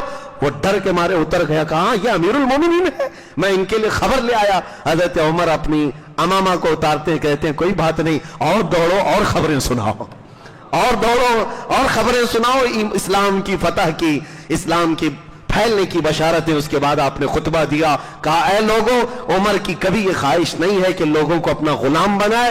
میں اللہ کا بندہ ہوں اور اسی طرح جینا چاہتا ہوں جیسے اللہ کا بندہ ہو. مجھے اس بات کی خوشی نہیں ہوگی کہ کوئی میری تعریف کرے یا میرے گھر پر میرے دروازے پر آنے سے گھبرائے. مجھے اس بات کی خوشی ہوگی کہ کوئی بھی شخص اپنی ضرورت کے لیے مجھے یاد کرے اور میں اس کے کام آ جاؤں. یہ خطبے میں آپ نے فرمایا تھا. اس کے بعد پھر اب دور آتا ہے سیدنا خالد بن ولید کا. حضرت خالد بن ولید رضی اللہ تعالیٰ عنہ کو حضرت عمر فاروق کے چہتے صحابی یعنی چہتے دوست حضرت ابو عبیدہ بن جراح, یہ عشرہ مبشرہ میں سے ہیں, اور بہت سارے فتوحات میں آپ کا کردار رہا ہے. حضرت ابو عبیدہ بن جراح کو ملک شام کی فتح کے لیے بھیجا گیا تھا. حضرت خالد بن ولید وہیں تھے. حضرت خالد بن ولید اپنی فوج کو لے کر حضرت ابو عبیدہ بن جراح کے ساتھ مل گئے. اور ہوا یہ حمص میں، یعنی اس وقت کا جو ایک مشہور علاقہ تھا، آج بھی وہ حمص ہی کہلاتا ہے، ملک شام میں عیسائیوں کا مرکز تھا، اور وہاں کے بطریق کو، یعنی بڑا جو پادری تھا اس کے گھر، یا وہاں کا جو بادشاہ تھا، بادشاہ کا جو نائب ہوا کرتا تھا اس کے گھر بیٹا ہوا تھا، وہ لوگ شراب پی پی کر کے مستیاں کر رہے تھے، خوشیاں منا رہے تھے۔ عیسائیوں میں شراب پینے کو ہی سب سے بڑی خوشی سمجھی جاتی ہے، اور اس وقت سب بدمست تھے، رات کا وقت تھا۔ حضرت خالد بن ولید رضی اللہ تعالیٰ عنہ حمص کے اس قلعے میں داخل ہو گئے، اور یہ شراب کے نشے میں چور تھے، ان کو پتہ ہی نہیں کون شہر میں داخل ہوا، اور حضرت خالد بن ولید جیسے ہی آئے سارا نشہ اتر گیا، جتنی شراب پیتی، جتنا بھنگ پیا تھا سب نکل گیا، اور سب دوڑے دوڑے بد کے ہوئے ادھر ادھر بھاگتے رہے، اور حضرت خالد بن ولید سے نہیں کہا، حضرت ابو عبیدہ بن جراح کے پاس گئے اور کہا کہ ہم صلح کرنا چاہتے ہیں۔ حضرت ابو عبیدہ بن جراح نے ان سے صلح کر لی۔ ایک طرف حضرت خالد بن ولید جنگ کرنے آئے تھے، دوسری طرف ابو عبیدہ بن جراح صلح کر رہے تھے، اور اسی اثنا میں دمشق جو آج بھی راجدھانی ہے ملک شام کی، حضرت خالد بن ولید کا صرف چل کر کے آنا تھا، جنگ کرنا نہیں تھا، ان کو صلح پر مجبور کر دیا، صرف چل کر کے آئے تھے، اور اس کے بعد حضرت ابو عبیدہ بن جراح نے صلح کر لی، تو ملک شام کا یہ دمشق علاقہ سب سے پہلے اسلام میں آیا۔ یہ رومن امپائر کو اب چھیڑ دیا تھا، اس وقت کے سپر پاور، دوسری سپر پاور طاقت روما کو چھیڑ دیا اور دمشق کو حاصل کر لیا۔ سیدنا خالد بن ولید کی ایک ادا بڑی پسند آتی، ایک اور علاقہ عیسائیوں کا تھا حمص کے بعد، وہاں آپ اپنی جوان لشکریوں کو لے کر پہنچے تھے، فوجیوں کو۔ عیسائی بڑے مکار اس وقت بھی ہیلے کرتے تھے اور کسی نہ کسی طرح حربے سے گمراہ کرنے کی کوشش کرتے۔ انہوں نے دیکھا دمشق ہمارے ہاتھ سے گیا ہے، حمص چلا گیا ہے، اور جس علاقے میں حضرت خالد بن ولید آئے وہاں عیسائیوں کا ایک مضبوط قلعہ تھا، اور شہر کے اطراف قلعہ بنایا جاتا تھا۔ قلعہ کیسے ہوتا تھا؟ پوری دیواریں بنا دی جاتی تھی شہر کے اطراف، بڑی بڑی دیواریں، اور ان دیواروں کے اندر پورا شہر آباد ہوتا تھا۔ کبھی آپ اجمیر شریف جاتے ہیں تو بڑے بڑے دروازے دیکھتے ہوں گے، جو اس زمانے کے سرحدیں ہوا کرتی تھی شہر کی، اور کوئی بھی داخل ہوتا تو اس دروازے کے اندر سے ہی جانا ہوتا۔ اس طرح قلعے کے اندر بند ہو جاتے تھے، جنگیں اسی طرح لڑی جاتی تھی۔ تو ان عیسائیوں نے سارے دروازے بند کر لیے اور قلعے کے اندر بیٹھ گئے، کیونکہ ان کو پتہ چل گیا خالد بن ولید اپنا لشکر لے کر آ رہے ہیں۔ لڑنا تو تھا نہیں۔ یہ محاصرہ 40 دن تک چلا، یعنی حضرت خالد بن ولید پیچھے ہٹنے والے تو نہیں تھے، پورے فوج کو لے کر کے انہوں نے بھی پڑاؤ ڈال لیا کہ ہم بھی یہیں رہیں گے، تم جب تک باہر نہیں آؤ گے ہم بھی باہر ہی بیٹھے رہیں گے۔ اب یہ چاروں طرف سے جو مسلمان بیٹھے ہوئے تھے اتنے دنوں تک، عیسائیوں کا جو پادری اندر تھا اس نے مشورہ کیا ان کے ساتھ جنگ نہیں لڑ سکیں گے، ہم لڑنا مشکل ہے، ان کو میں ایک دوسرے طریقے سے زیر کر سکتا ہوں۔ کیا ہے؟ خالد بن ولید کی فوج میں جوان لشکری زیادہ ہیں، اور ہر جوان مال و دولت اور عورت کی طرف جلدی جاتا ہے۔ تو اس پادری نے یہ کیا کہ میں شہر کی ساری بڑی اور خوبصورت لڑکیوں کو لا کر میدان میں کھڑا کر دوں گا، اور خالد بن ولید سے صلح کے نام پر میں معاہدہ کر لوں گا، ایک شرط رکھوں گا کہ اس بازار سے گزرتے ہوئے قلعے تک آ جاؤ، صحیح سلامت آ گئے تو چابیاں تمہارے حوالے کر دیں گے۔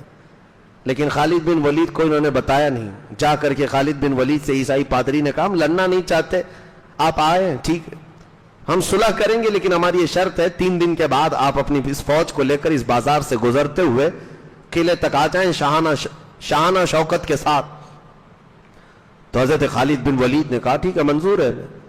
3 دن کے بعد جب اپنی فوج کو لے کر کے وہ نکلے تو ان کی یہ گھٹیا اور ذلیل حرکت دیکھ کر رک گئے۔ ان عیسائیوں نے کیا کیا تھا؟ پورے بازار میں ننگی لڑکیاں کھڑی کی، آدھے لباس میں، برہنہ لباس میں، اور دولت سے مزر کے جو انبار بچھا دیے ہیں سڑکوں پر۔ ظاہر سی بات ہے یہ نوجوان لشکریوں کو لوٹنے کے لیے، آج بھی فوج میں بہت برائیاں رہتی ہیں، مہینوں سے فوج دور رہتی ہے گھروں سے تو ان کے اندر نفسانی خواہشات آ جاتی ہیں، یہ سوچ کر کے کبھی بھی فوج کو توڑنے کے لیے اس طرح کی حرکتیں ہمیشہ کی جاتی رہیں، عیسائیوں کی طرف سے ہوتی رہیں۔ ان کو نفسانی خواہشات میں مغلوب کیا جا سکتا ہے۔ اب جیسے ہی حضرت خالد بن ولید کی نظر پڑی، اللہ اکبر، کمال استقامت ہے۔ استقامت اللہ نے کیسے دی؟ آپ کھڑے ہو گئے اور ایسی تقریر کی تھی وہ آج بھی محفوظ ہے۔ اپنے نوجوان سپاہیوں سے کہا آج تمہارے امتحان کا وقت ہے، اگر تمہارا قدم ڈگمگا گیا تو قیامت تک آنے والی نسلیں تم کو برائی سے یاد کریں گی، تم پر لعنت بھیجی جائے گی، اور اگر تمہارا قدم صحیح سلامت رہا تو قیامت تک آنے والے تم پر رحمتوں کے پھول برسائیں گے، خوشیوں سے یاد کیے جائیں گے۔ وہ جوانوں نے پوچھا ہمیں کیا کرنا ہے؟ خالد بن ولید نے کہا بس سنت مصطفیٰ پر عمل کرنا ہے۔ میں نے رسول اللہ کو دیکھا ہے کہ جب میرے آقا مدینے کے بازار میں گزرتے تھے تو آنکھیں نیچی کر چلتے تھے، حضور کی نگاہیں نیچی ہوتی، بس تم اس سنت پر عمل کر کے جاؤ اے نوجوانوں۔ اسی لیے میرے آقا نے فرمایا النظرۃ سہم من سہام الشیطان، نظر جو ہے شیطان کے تیروں میں سے ایک تیر ہے، سب سے پہلے تمہاری نظر دھوکہ کھاتی ہے۔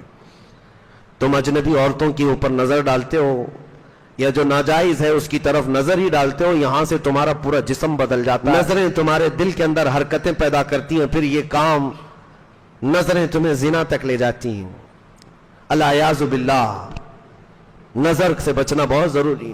حضرت خالد بن ولید کی اس تقریر کے بعد وہ سارے نوجوان سپاہی جانتے ہو کیسے چلتے ہوئے جا رہے تھے۔ آج بھی ہم نے فوجیوں کے پریڈ دیکھے ہیں، یہ آج بھی فوجی چلتے ہوئے دیکھے ہیں، یہ جس طرح سے چلتے ہیں ان کی اپنی چال ہوتی ہے فوجیوں کی، لیکن خالد بن ولید کے لشکر کی چال ہی الگ تھی۔ روایت کرنے والے بتاتے ہیں وہ ایسے چل رہے تھے اگر ان کے سروں پر انڈا بھی رکھ دیا جاتا تو نہیں گرتا، اس طرح سے ساکت و جامد سیدھے سیدھے چلے گئے۔ بازار میں کھڑی ہوئی بہرحنا عورتیں ان کو اپنی طرف بلاتی رہ گئیں، دامے فریب میں پھنسانے کے لیے حربے کرتی رہیں۔ ایک جوان نے بھی نظر اٹھا کر دیکھا ہو؟ کسی نے نہیں دیکھا۔ پورا بازار سر کر لیا اور قلعے کے پھاٹک تک پہنچ گئے۔ ادھر یہ عیسائی بدماش شراب پی رہے تھے اور سوچ رہے تھے یہ بہک گئے ہوں گے، بھٹک گئے ہوں گے، اور اس فتنے میں وہ مبتلا ہو گئے ہوں گے اور ہماری فوج ان کا مقابلہ کر سکے گی جب یہ عیاش ہو جائیں گے۔ لیکن سب کو صحیح سلامت قلعے کے پھاٹک پر پہنچے ہوئے دیکھا۔ عیسائی پادری ہکا بکا رہ گیا، چابیاں لایا اور خالد بن ولید کے ہاتھ میں دے دیا، کہا لے لو یہ تمہاری ہیں، آپ اس قلعے کے مالک ہیں، لیکن آپ قلعے کا دروازہ کھولنے سے پہلے مجھے بھی اسلام میں داخل کر لو۔ خالد بن ولید سے اس عیسائی پادری نے کہا مجھے حیرت ہوتی ہے تم نے جو جماعت جمع کی ہے یہ انسانوں کی ہے یا فرشتوں کی ہے؟ ان کے دلوں کے اندر خواہشات ہیں یا نہیں؟ ان کے اندر نفس ہے یا نہیں؟ حضرت خالد بن ولید نے کچھ نہیں کہا۔ تصور میں یہی کہا ہوگا، آپ نے فرمایا حضرت خالد بن ولید نے اے نادان عیسائی تو ان آنکھوں کو خریدنے کی کوشش کر رہا ہے جس میں پہلے سے جمال مصطفیٰ بسا ہو۔ حضور اکرم صلی اللہ تعالی علیہ وسلم کو جن آنکھوں نے دیکھا ہو ان کے سامنے بھلا دنیا کا حسن کیا معنی رکھتا ہے؟ کون نظروں پہ چڑھے دیکھ کے تلوا تیرا، اعلیٰ حضرت نے سچ کہا ہے۔ یا رسول اللہ صلی اللہ تعالی علیہ وسلم تیرے قدموں میں جو ہے غیر کا منہ کیا دیکھیں؟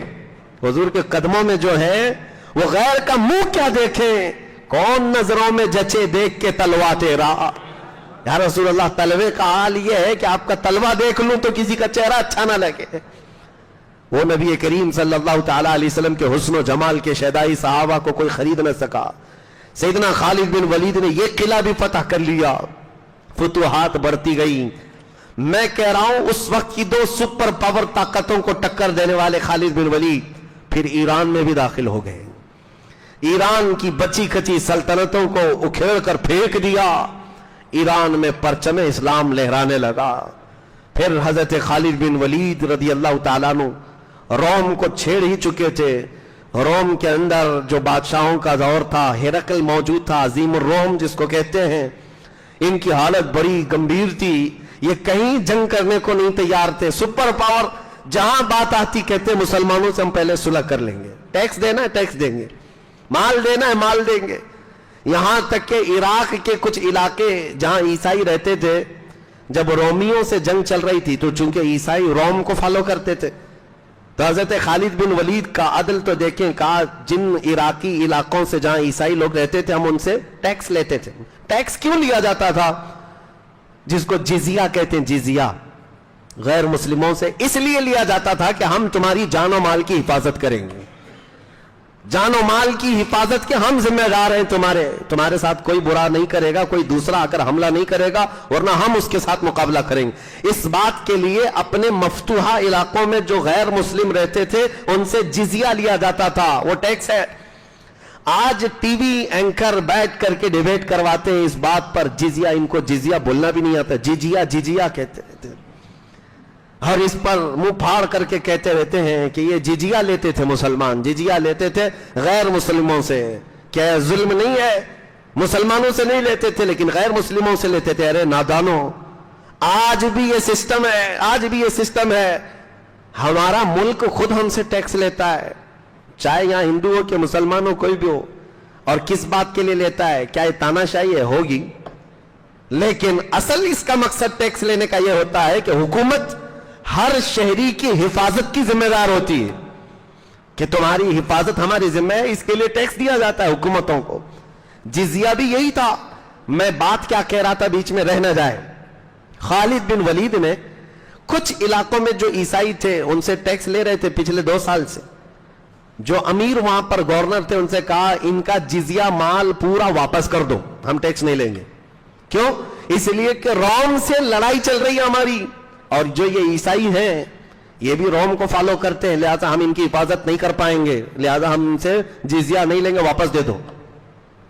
جیسے ہی ان صحابہ نے جزیہ واپس دینا شروع کیا، عراق کے کچھ علاقوں میں جو عیسائی رہتے تھے، روایت میں موجود ہے، سارے کے سارے عیسائی رو رو کر کے دعائیں کرتے تھے کہ مسلمانوں کی حکومت پھر سے آ جائے، مسلمانوں کی حکومت آ جائے، روم مغلوب ہو جائے، کیونکہ یہ ہمارے جان و مال کی جس طرح حفاظت کرتے ہیں، ہمیں دوسروں سے ڈر لگتا ہے، دوسرا کوئی بھی درندہ آئے گا ہمیں لوٹ لے گا۔ روایتوں میں موجود ہے وہ عیسائی، وہ روم کو فالو کرنے والے مال لے لے کر کے قطاروں میں کھڑے ہوتے اور کہتے ہم سے جزیہ لے لو تاکہ ہماری حفاظت کا ذمہ ہو جائے۔ لیکن صحابہ کا یہ عدل تھا کہ ہم جس بات کی حفاظت کے ذمہ دار ہوتے ہیں بس اسی سے لیتے ہیں، اور جہاں نہیں ہوگا اس سے 1 روپیہ بھی نہیں لیا جائے گا۔ یہ سلسلہ تھا۔ سیدنا خالد بن ولید رضی اللہ تعالیٰ عنہ نے روم کو بھی ٹکر دے دی۔ روم کی جنگوں میں بہت ساری جنگیں ہیں، لیکن یہ جنگوں کا سلسلہ فتوحات کا چلتا رہا۔ سیدنا خالد بن ولید لڑتے رہے، دن و رات ایک کر دیا، اور ان کی زندگی کی تاریخ کی 125 جنگیں تھیں۔ میرے عزیزو، کھیل کے میدان میں اتنی مرتبہ نہیں اترے ہوں گے تم جتنی مرتبہ انہوں نے جنگ میں اتر کر کے جوہر دکھائے۔ اور جنگ کے میدان میں اترنا کوئی تماشا نہیں ہے، اور نہ ہی یہ بازیچے اطفال بچوں کا کھیل ہے، جان ہتھیلی پر لے کر آنا ہے۔ خالد بن ولید رضی اللہ تعالیٰ عنہ 125 جنگیں اپنی زندگی میں لڑے، اور حیرت کی بات میں بتاؤں، 2 خصوصیات آپ کی، 2 اسپیشلٹی خصوصیات یہ ہے، ان 125 جنگوں میں ایک جنگ میں بھی آپ کو شکست نہیں ملی، ایک جنگ بھی ہارے نہیں ہیں 125 جنگ۔ اور دوسری اسپیشلٹی آپ کی، دوسری خصوصیت حضرت خالد بن ولید کی یہ ہے، بہت سارے علاقے اسلام میں آئے، آذربائیجان تک حضرت خالد بن ولید کی سپہ سالاری میں فتح ہوا، آذربائیجان تک گیا اسلام۔ یہاں مدینہ طیبہ کی سرحدوں سے نکل کر کے ایران، عراق، شام، روم، اب اس کے بعد آذربائیجان، آرمینیا، آج کے دور میں جو یورپی یونین میں شامل ہے، وہاں تک اسلام پھیل گیا، وہ علاقے مفتوح ہو گئے، فتح کر کے پرچم اسلام لے رہا ہے۔ دوسری اسپیشلٹی حضرت خالد بن ولید کی جو میں بتا رہا ہوں خصوصیت، وہ کیا ہے؟ ایک تو یہ ہے 125 جنگوں میں کبھی آپ کو شکست نہیں ہوئی۔ دوسری خصوصیت یہ ہے کہ جو علاقہ خالد بن ولید نے فتح کیا تھا، 14 صدیاں گزر گئی، آج تک وہ کافروں کے حوالے کبھی نہیں گیا، کبھی نہیں گیا۔ جو علاقہ انہوں نے فتح کیا تھا اس وقت سے لے کر آج تک وہ اسلام کے ماتحت ہی چل رہا ہے، اسلام کے انڈر میں ہے۔ سلام ہو تربت خالد بن ولید پر، کروڑوں رحمتیں نازل ہوں اس صحابی رسول پر، جس کو اللہ کے رسول نے فرمایا تھا سیف اللہ، سیف من سیوف اللہ، اللہ کی تلواروں میں سے ایک تلوار کا نام ہے۔ حضرت خالد بن ولید خود کہتے ہیں میں ہر جنگ اس نیت سے لڑتا تھا شہید ہو جاؤں گا، لیکن ایک جنگ میں بھی شہادت نہیں ملی، ایک جنگ میں بھی شہادت نہیں ملی، کسی دوسرے صحابی نے آپ سے کہا آپ کو شہادت کیسے ملتی؟ کیونکہ اللہ کے رسول نے آپ کو اللہ کی تلوار کہا، اگر آپ شہید ہو جاتے تو دنیا یہ نہ کہتی خالد بن ولید ختم ہو گئے، دنیا یہ کہتی اللہ کی تلوار ٹوٹ گئی، اللہ کی تلوار ٹوٹ گئی اور اللہ تعالیٰ کی تلوار محفوظ رہی۔ خالد بن ولید کہتے میرے پورے جسم میں ایک بالشت جگہ بھی کہیں باقی نہیں ہے جس میں تیر اور تلوار نہ لگے ہوں، کوئی جگہ جسم میں باقی نہیں، زخموں سے بھری ہوئی، ہر جگہ زخم تھے، بڑے بڑے گھاؤ تھے۔ ایک علاقہ خالد بن ولید کا دور جو سنہرا دور ہے حضرت فاروق اعظم کے زمانے میں، ہوا یہ کہ ایک مرتبہ عیسائی حضرت خالد بن ولید سے تلواروں سے نہیں لڑے، فتح کیا ہے، صلح سے بھی لڑے، اخلاق سے بھی لڑے، اور ایک مرتبہ عیسائیوں کے ایک علاقے میں گئے، عیسائیوں نے کہا ہم آپ کے ساتھ آنے کو تیار ہیں، لڑیں گے نہیں، کوئی چیز نہیں ہوگی، لیکن ہمارا دین حق ہے، ہمیں یقین ہے، آپ اپنے دین کی حقانیت کو کیسے ثابت کریں؟ خالد بن ولید نے کہا بتاؤ تم کیا چاہتے ہو میرے دین کی حقانیت کے لیے؟ عیسائیوں نے کہا ہمارے پاس ایک بہت سخت خطیر قسم کا زہر ہے، ہم وہ زہر کی پیالی لا کر رکھیں گے اور ہم میں سے بھی ایک شخص آئے گا، تم میں سے بھی ایک شخص آئے گا، زہر پی کر کے ہم یہ اعلان کریں گے جس کا دین حق ہوگا وہ زہر پی کر بچے گا۔ یہ مباہلہ تھا، یہ مباہلہ ہے۔ اس دور میں سیدنا خالد بن ولید کے ساتھ حضرت خالد بن ولید نے کہا یہ تو میرے لیے بہت اچھی بات ہے، آج دین کی حقانیت کو اجاگر کرنے کا دن ہے۔ تاریخ کی سچائیاں آج بھی روایت کرتی ہیں سیدنا خالد بن ولید گئے اور زہر کا پیالہ رکھا ہوا تھا، وہ زہر ایسا تھا پینا تو دور کی بات ہے، اگر چمڑی پر لگ جاتا تو گوشت نکل کر آتا، چمڑی پر اگر لگتا زہر تو گوشت کے ساتھ چمڑی نکل آتی تھی، اتنا سخت تھا۔ خالد بن ولید آگے بڑے، عیسائیوں کا بڑا وہاں پر پادری موجود تھا، عیسائیوں کی ایک جماعت ہے، مسلمانوں کی جماعت ہے۔ سیدنا خالد بن ولید نے کچھ نہیں دیکھا، سیدھے جا کر اس زہر کا پیالہ اٹھایا، کہا بسم اللہ الذی لا یضر مع اسمہ شیء فی الارض ولا فی السماء وہو السمیع العلیم، اس اللہ کے نام سے پی رہا ہوں جس کا نام پورے زمین و آسمانوں میں ہے اور کوئی شے اس نام کو ضرر اور نقصان نہیں دے سکتی ہے۔ وہ زہر کا پیالہ اٹھایا اور پی گئے، اور عیسائی دیکھتے رہ گئے، نہ حلق کٹا نہ زبان کٹی نہ زہر سے کچھ ہوا، بلکہ آپ نے زہر کا پیالہ ایسے پی کر کے رکھا جیسے کوئی پیٹ بھر کر دودھ پیتا ہے، دودھ پی کر کے کوئی اپنا گلاس رکھ دیتا ہے، اس طرح سے آپ زہر کا پیالہ نیچے رکھتے ہیں۔ عیسائیوں نے کہا یہ تو جادو ہے، یہ تو جادو ہے، نظر بندی ہو گئی۔ تو اس وقت خالد بن ولید نے کہا پورا میں نے پیا ہے، بچا ہوا تم چک کر کے دکھاؤ، تم چک کر کے دکھاؤ۔ عیسائی بھاگ گئے، نہیں ان کو یہ تھا کہ سب بھاگ جائیں گے، لیکن اس عظیم کرامت کو دیکھ کر، یہ خالد بن ولید کی کرامتوں میں سے ہے، کرامت کو دیکھ کر کئی عیسائی مشرف با اسلام ہوئے، ایمان لے آئے، اسلام میں داخل ہوئے۔ خالد بن ولید رضی اللہ تعالیٰ عنہ نے اس دور میں، دور فاروقی میں، اتنے علاقے فتح کیے جن کے نام شمار کرنا آج ہمارے لیے مشکل ہے، انہوں نے پریکٹیکل چل کر کے فتح کیے ہیں۔ آج حیرت ہے مسلمانوں کو، جماعتوں کو، جوانوں کو کہ کم از کم وہ 2-4 علاقے تو یاد رکھتے جن کو انہوں نے فتح کیا ہے، وہ بھی تمہیں یاد نہیں۔ تم کیا یاد رکھتے ہو؟ تمہیں تو فٹ بال گراؤنڈ یاد ہے، تمہیں تو ورلڈ کپ کہاں ہوتا ہے کہاں ہے نہیں ہے یہ یاد رہ جاتا ہے، کون سے سال کا ورلڈ کپ کہاں کھیلا گیا یہ سب یاد رکھ جاتے ہو، یہ مجرا کرنے والے ایکٹروں کے ڈائلاگ یاد رکھ جاتے ہو، جہنمی لوگوں کے ان طبقات کے سارے افعال و کردار یاد رکھتے ہو۔ اس بطل جلیل عظیم بہادر، اس سے بہترین بہادر پوری تاریخ میں کوئی نہیں ہوگا۔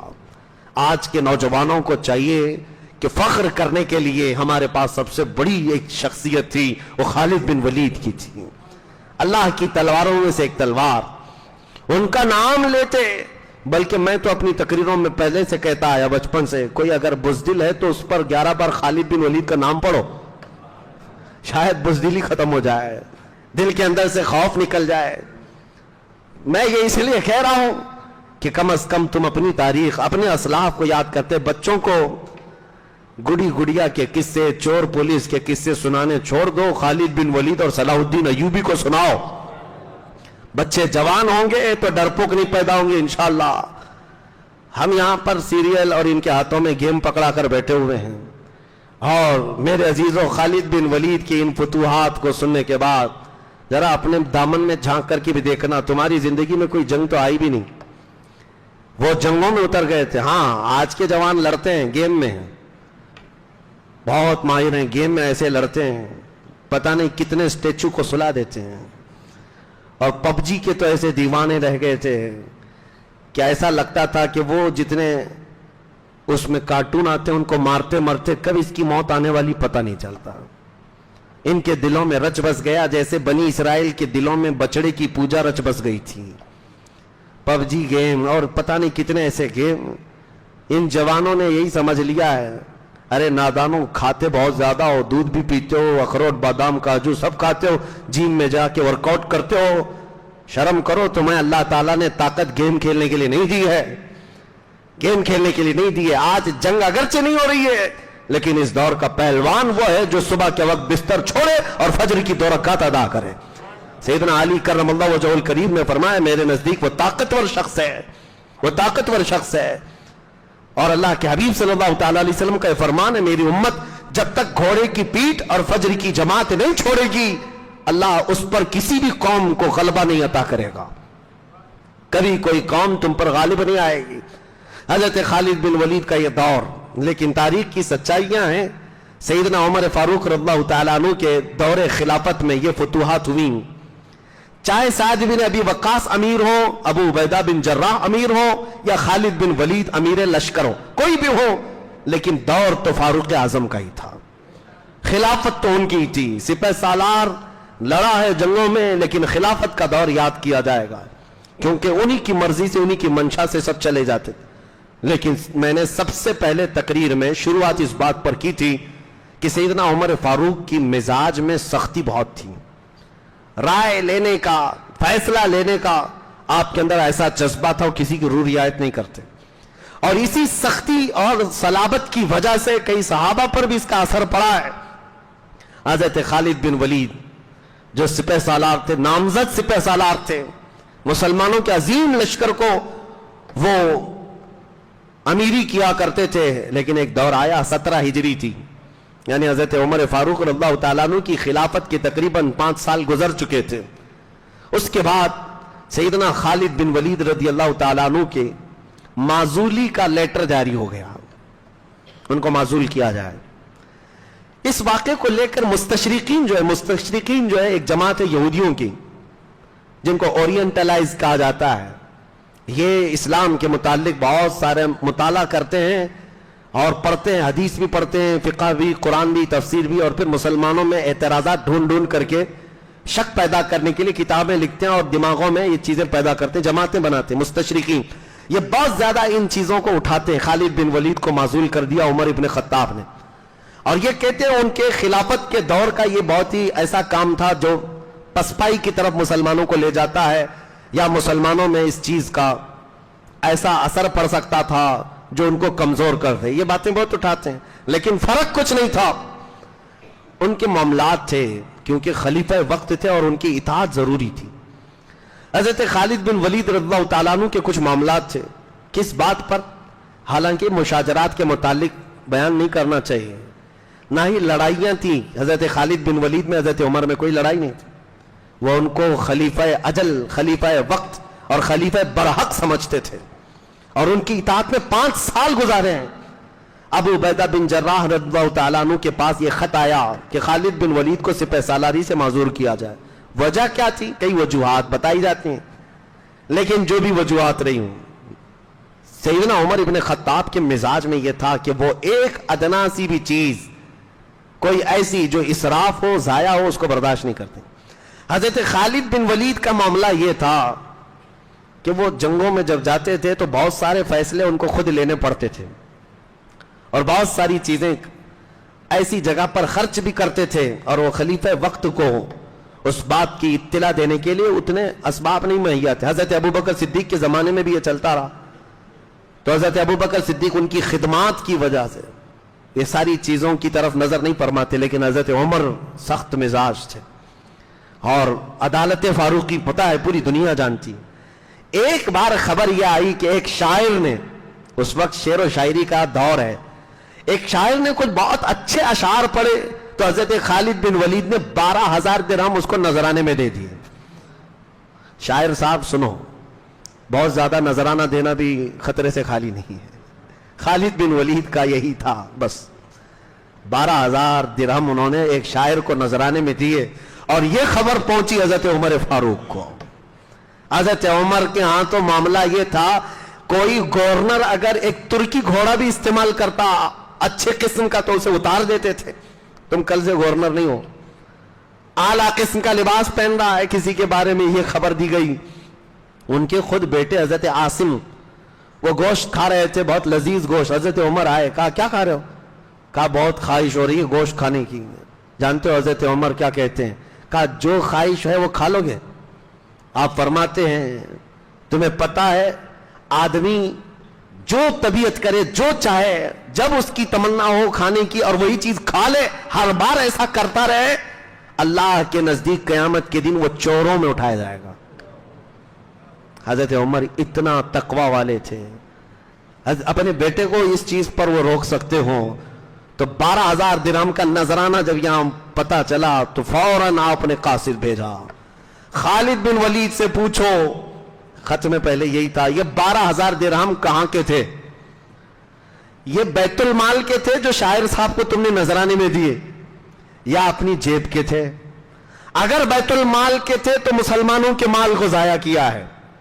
اتنا مال کسی شاعر کو نذرانے میں, یتیموں کو دیا جا سکتا. یا اگر تمہارے جیب سے گیا ہے یہ, تو پھر حساب بتاؤ اتنا آیا کیسے تھا؟ تمہارے جیب سے تھا تو آیا کیسے؟ اور اگر حساب ہے بھی تمہارے پاس 12,000 درہم کا, تو عمر فاروق کہتے ہیں اتنا مال کسی شعر و شاعری پر خرچ کرنے کو میں اسراف سمجھتا ہوں, ناجائز سمجھتا ہوں. اور اس کے بعد اسی خط میں آپ نے لکھا کہ کل سے تم سپہ سالار نہیں رہو گے. یہ بات تھی سیدنا عمر ابن خطاب کی. حضرت ابو عبیدہ بن جراح رضی اللہ تعالیٰ عنہ کے پاس یہ خط آیا تھا. حضرت ابو عبیدہ بھی جانتے تھے خالد بن ولید کا ہونا کتنا اہم ہے جنگوں میں, بہت اہم تھا. اور یہ عین اس وقت آیا تھا جب روم کی لڑائیاں چل رہی ہیں, روم فتح ہونے کے قریب ہے, اور پھر یزدگرد کا معاملہ ختم ہونے کو ہے. تو وہ امین الامت تھے ابو عبیدہ بن جراح, امین الامت. میرے آقا نے فرمایا ہر نبی کا امتی میں ایک امین ہوتا ہے, میری پوری امت کا امین ابو عبیدہ بن جراح ہے.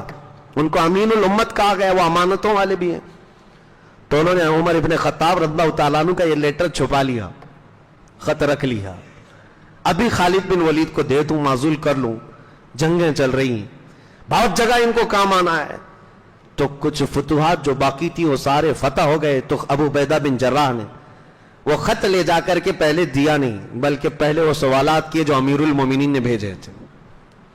کہا کہ آپ کو یہ تمام چیزیں بدلنی پڑیں گی, آپ اپنی مرضی سے یہ جو خرچہ کیے ہیں. حضرت خالد بن ولید نے کہا میں تو صدیق اکبر کے زمانے سے بھی کرتا آیا. ابو عبیدہ بن جراح نے کہا یہ فاروق اعظم کا زمانہ ہے, یہ صدیق اکبر کا نہیں, یہ عمر ابن خطاب کا زمانہ ہے.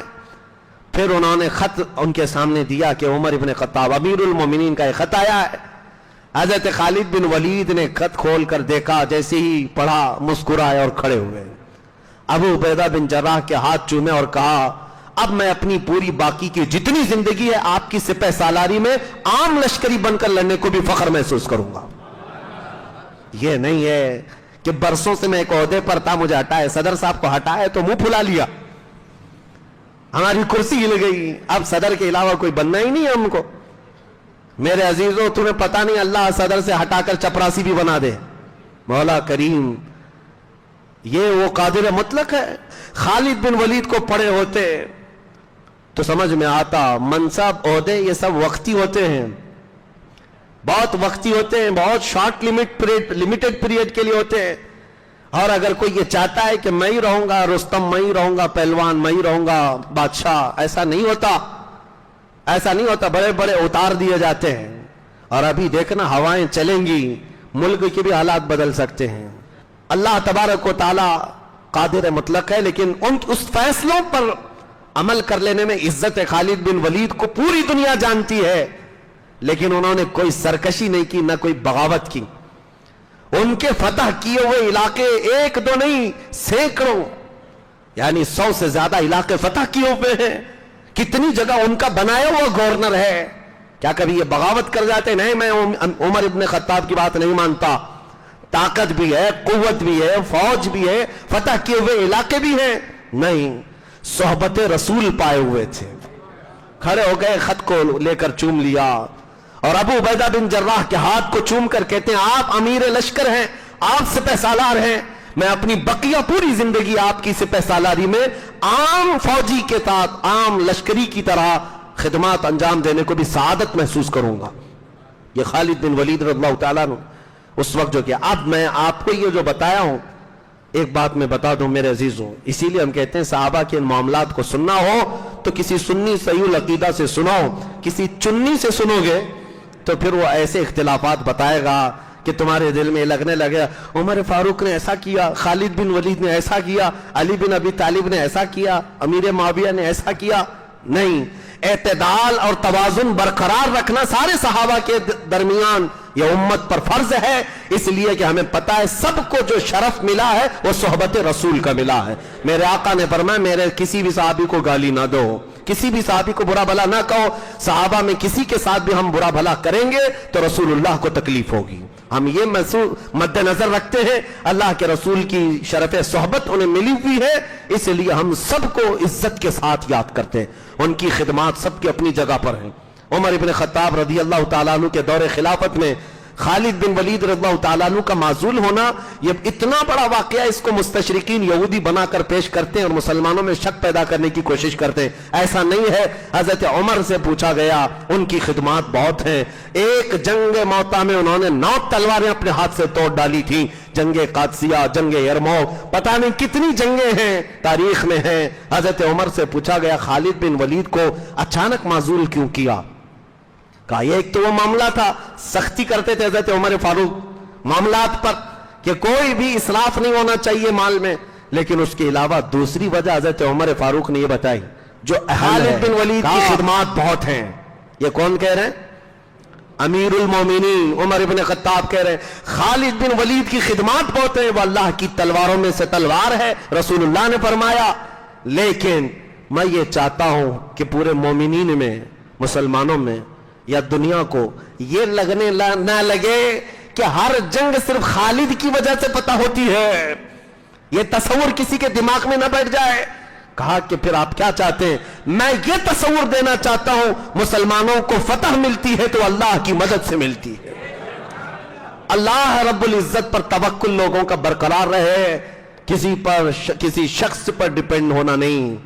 میرے عزیزو، یہاں تو حضرت عمر فاروق یہ سوچتے تھے کہ خالد بن ولید پر ڈیپینڈ ہو کر نہ رہے، فتوحات اللہ کی طرف سے ہوتی ہیں.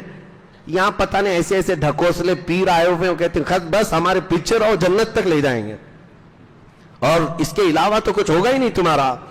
یہ ہمارا حلقہ چھوڑو گے تو کہیں کے نہیں رہو گے.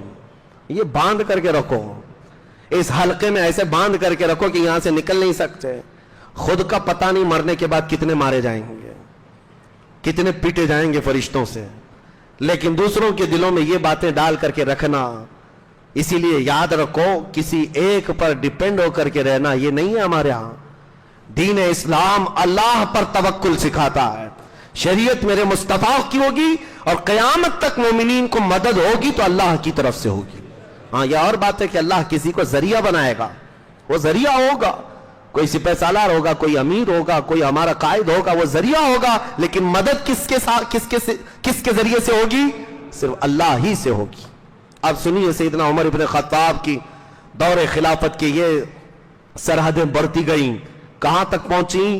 یہ علاقے فتوحات کے، ایران فتح ہو چکا ہے، ملک شام فتح ہو چکا ہے، روم فتح ہو چکا ہے. قرآن کی وہ آیت جو میں نے بتایا تھا، صحابہ جب تلاوت کرتے تھے تو مکہ والے ٹھٹا مار کر کے ہنستے تھے کہ یہ روم فتح کرنے کی باتیں کر رہے ہیں، یہ بادیہ نشین پیروں میں چپل نہیں پیوند لگے کپڑے پہنتے ہیں اور روم فتح کرنے کی بات کر رہے ہیں. جس دن روم فتح ہو گیا صحابہ نے کہا اللہ نے سچ فرمایا، الف لام میم غلبت الروم. اللہ نے قرآن میں فرمایا الف لام میم، روم مغلوب ہو جائے گے، رومی مغلوب ہو جائیں گے، ان کو شکست ہو جائے گی. اور ہوئی شکست، مسلمانوں نے شکست دی. عزیزان گرامی، دو بڑی سلطنتیں، قیصر و کسریٰ. قیصر و کسریٰ دنیا میں سنتے رہے ہوں گے. قیصر روم کے بادشاہ کو کہتے ہیں، اور کسریٰ ایران کے بادشاہ کو. دونوں کو ختم کر دیا گیا. اس کے بعد سے آج تک نہ قیصر آیا نہ کسریٰ آیا، کبھی آیا ہی نہیں.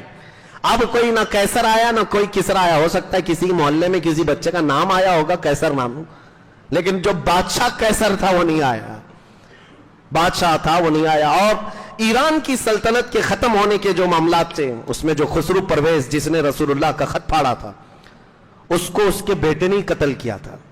اس کا بیٹا شیروے تھا، اور بیٹا سلطنت پر، بیٹے کو باقی دوسرے جو بھائی تھے انہوں نے قتل کر دیا. دوسرے بھائی تھے تقریباً 8، یعنی خسرو پرویز کے 8 بیٹے تھے، انہوں نے سب شیروے کو مار ڈالا. اور مارنے کے بعد 8 میں سے 7 نے مارا ہوگا، 7 میں سے کوئی تو بنتا بادشاہ، اور جو بادشاہ بنا باقی میں اختلاف. رسول اللہ نے کیا فرمایا تھا؟ جس نے میرا خط پھاڑا ہے اللہ اس کی سلطنت کو ٹکڑے ٹکڑے کر دے گا. بھائیوں میں ٹکڑے ٹکڑے ہو گئے، سب الگ الگ لے کر کے ٹکڑیاں چلے گئے. پھر اس کے بعد جو وہاں بادشاہ بنا اس کا بیٹا پیدا ہوا، اور اس کے بعد وہ سلطنت ایران جو کسریٰ بادشاہ کی تھی ہمیشہ کے لیے ختم ہو گئی. آج تک ایران میں دوبارہ کسریٰ نہیں آیا، پرچم اسلام لہرا رہا ہے. اب وہ تاریخ کی بات میں آپ کو بتا دوں، سیدنا عمر فاروق رضی اللہ تعالیٰ عنہ کا یہ رقبہ جو پھیلا، 36 لاکھ اسکوائر کلومیٹر تک اسلام کی سرحدیں پھیلی تھیں. 36 لاکھ اسکوائر کلومیٹر تک. یہ عمر ابن خطاب کا دور ہے. اور دور فاروقی کب تک چلا؟ تقریباً 10 سال یہ عرصہ گزرا. حضرت ابو بکر صدیق کی وفات سے لے کر جس دن سے آپ خلیفہ بنے 10 سال مکمل ہوئے حضرت عمر فاروق کے. فتوحات بے شمار ہوئی. اور یہ بیان کرنا میں سمجھتا ہوں ناانصافی ہوگی. دور فاروقی میں ایران بھی فتح ہوا، عراق بھی فتح ہوا، شام بھی فتح ہوا، موصل بھی، مصر بھی فتح ہوا. لیکن یہ بیان کرنا میں سمجھتا ہوں انکمپلیٹ ہوگا اگر نہ بیان کروں کہ سیدنا عمر ابن خطاب کے دور میں ایک بڑی فتح ہوئی تھی. وہ فتح بیت المقدس تھی. مسلمانوں کا قبلہ اول جو فلسطین میں عیسائیوں کے ہاتھ میں تھا، یہاں حضرت ابو عبیدہ بن جراح کو ہی بھیجا گیا. حضرت ابو عبیدہ بن جراح، عمرو بن عاص جو مصر گئے تھے، عمرو بن عاص نے مصر فتح کر لیا تھا. آج ان کی قبر مصر میں ہی موجود ہے. اور ایک گورنر تھے عقبہ بن نافع، کیسے جوشیلے تھے حضرت عمر فاروق کے. ایک سپاہی ایسے تھے عقبہ بن نافع. مصر پورا فتح ہو گیا. پڑوس میں کیا تھا؟ سب علاقے فتح کرتے گئے. اپنا گھوڑا رات کے وقت دوڑاتے تھے. کیا جوش تھا مسلمانوں کا. ان کی کوئی سرحد نہیں تھی. وہ کہیں جس کو کہتے ہیں نا ڈیڈ اینڈ آ گیا، ختم یہاں پر. اب اس کے بعد ہمارا ڈیڈ اینڈ تو ہمارے گھر کی چوکھٹ ہی ہے، اس کے بعد تو جانا ہی نہیں چاہتے. زیادہ بڑھ گئے تو محلہ ہے. وہ صحابہ تھے ان کا ڈیڈ اینڈ کہیں آتا ہی نہیں تھا، سرحد ہی نہیں تھی. عقبہ بن نافع رات کے وقت مصر فتح ہونے کے بعد چند ساتھیوں کے ساتھ گھوڑا دوڑاتے ہوئے آتے. ان کے ساتھی کہتے ہیں پیچھے پیچھے ہم جاتے، کھلے میدان میں آتے، اور 14ویں کا چاند طلوع گھوڑے پر بیٹھ کر کے اچھلتے تھے اور گھوڑے کو ایڑ لگاتے، چھلانگ لگاتے. اور ان کے ساتھی کہتے ہیں کہ کیا چاہتے ہو؟ عقبہ بن نافع کہتے ہیں کاش میرا گھوڑا چھلانگ لگا کر چاند میں جاتا تو میں پرچم اسلام لہرا کر آتا، میں میرے مصطفیٰ کریم صلی اللہ تعالی علیہ وسلم کے دین کو وہاں تک لے جاتا. یہ ان کا جذبہ تھا، ان کی سرحدیں نہیں تھیں. حضرت عمر فاروق کے دور میں ایسے سپاہی تھے کہ پورے اسلام کو لے کر پوری دنیا میں پھیل گئے. آذربائیجان کہاں کا علاقہ ہے، کہاں چلے گئے، مصر چلے گئے، اور عراق پورا فتح، ایران فتح، یمن فتح، حجاز کا پورا علاقہ. یہ تقریباً 36 لاکھ اسکوائر کلومیٹر پر آج کے دور میں، جس میں کئی کنٹریز آتی ہیں. آج کئی کنٹریاں ہیں. اس وقت تنہا ایک علاقے کا ایک ہی خلیفہ ہے، وہ مدینے سے حکومت کر رہا ہے، عمر بن خطاب. اور رومیوں کی فوج جب مغلوب ہو رہی تھی، رومیوں کے بادشاہ نے ایک قاصد بھیجا تھا عمر ابن خطاب کے حالات دیکھ کر کے آؤ. وہ مدینے میں آ کر کے لوگوں سے پتہ پوچھتا ہے تمہارا بادشاہ کہاں ہے؟ تو لوگ ہنسنے لگے. بادشاہ؟ کہا کہ ہاں مسلمانوں کا بادشاہ. کہا ہمارا بادشاہ نہیں ہوتا، ہمارا امیر المومنین ہوتا ہے. کہا اچھا وہ کہاں ہے, اس کا محل کہاں ہے؟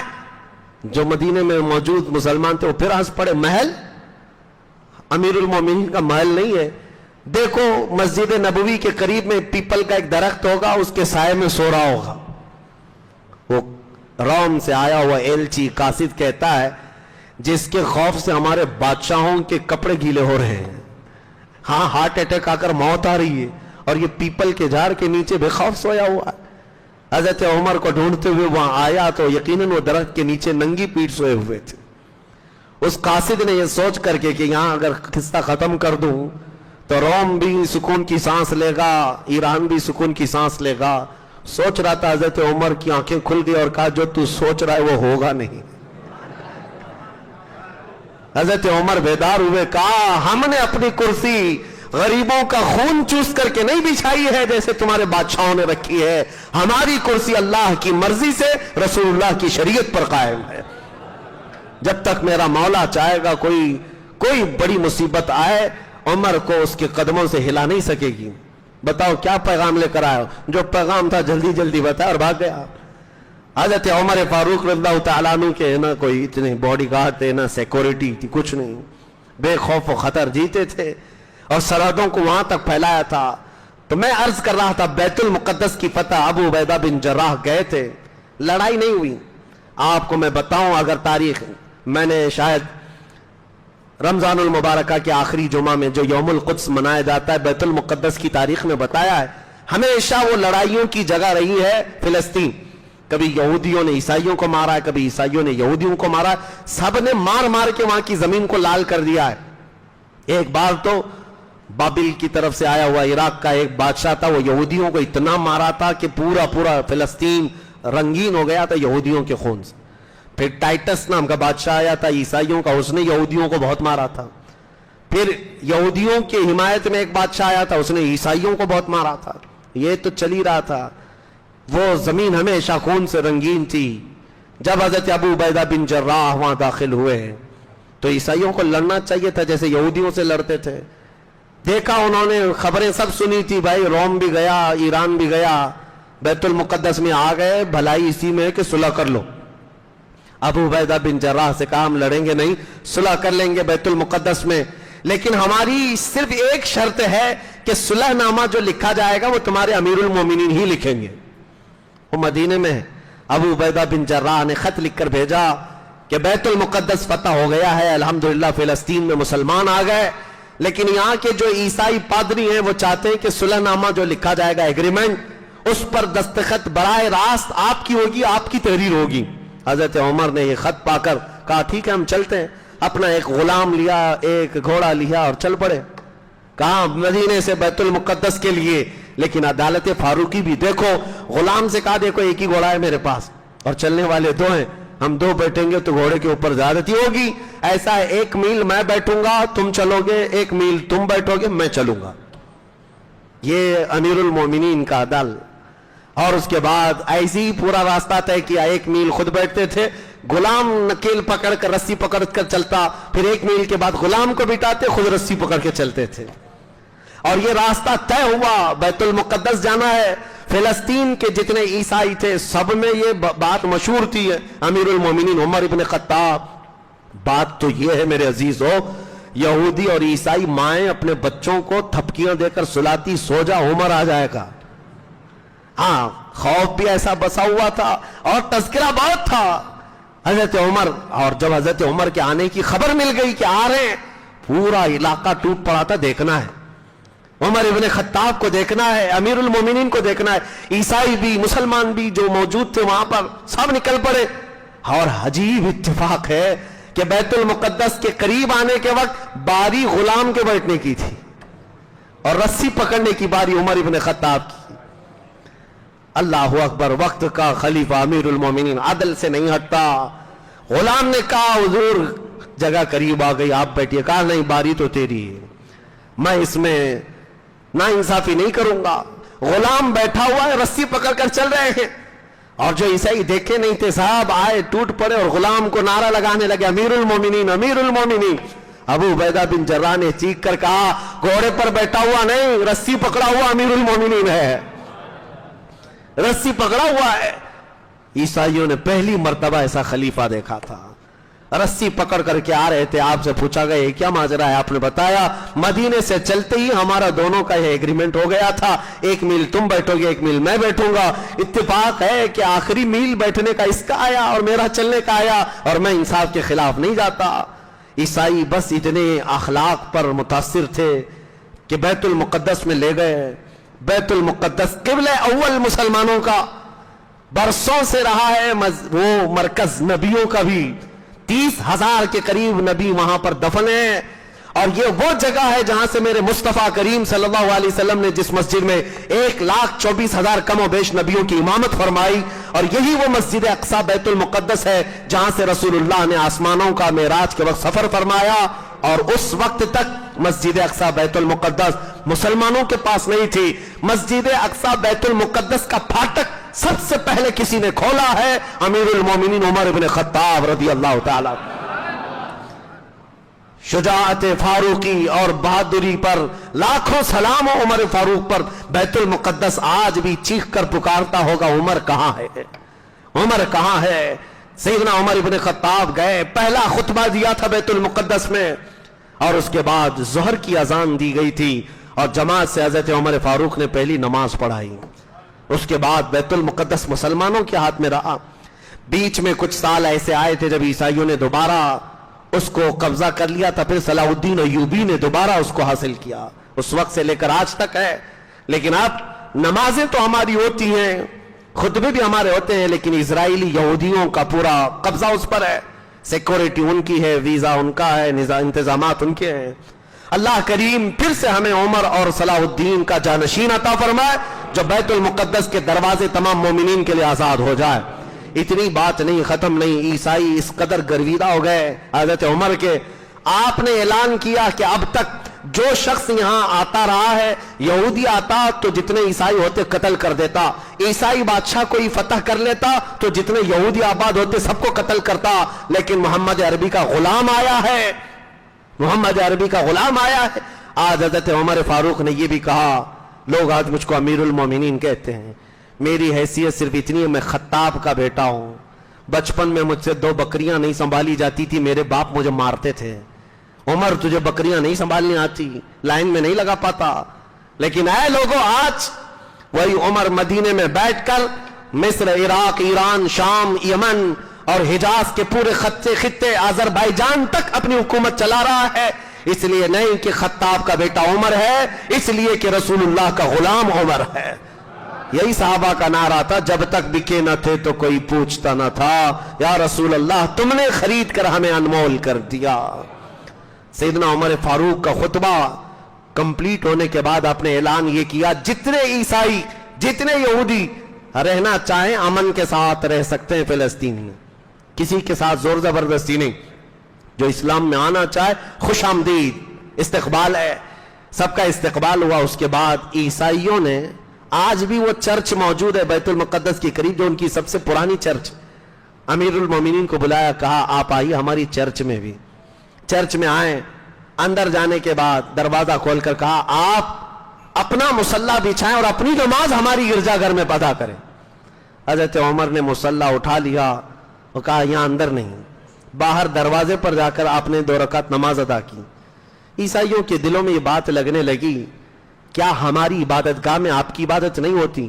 حضرت عمر نے کہا ہمارے لیے مسئلہ نہیں ہے پرٹیکولر ایک ہی جگہ نماز پڑھنا، پوری روئے زمین اللہ نے ہمارے لیے مسجد بنائی ہے، جہاں زمین پاک ہوگی ہم نماز پڑھیں گے، لیکن مسئلہ یہ ہے اگر میں ابھی نماز پڑھ لیتا تو کل کو آنے والی بعد میں قومیں عمر ابن خطاب کا مصلی کہہ کر تمہاری گرجا گھر کو ہی توڑ دیتے ہیں۔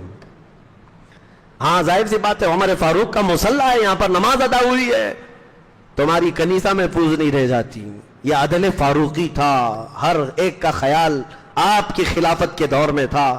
سیدنا عمر فاروق رضی اللہ تعالیٰ عنہ اس بیت المقدس کی فتح کے بعد مدینہ دوبارہ واپس لوٹے تو مسئلہ یہ آیا کہ کوفہ میں مغیرہ بن شعبہ کے رضی اللہ تعالیٰ عنہ صحابی گورنر تھے، ان کا ایک غلام تھا ابو لولو، فیروز نام تھا اس کا، مجوسی تھا، آگ کا پجاری۔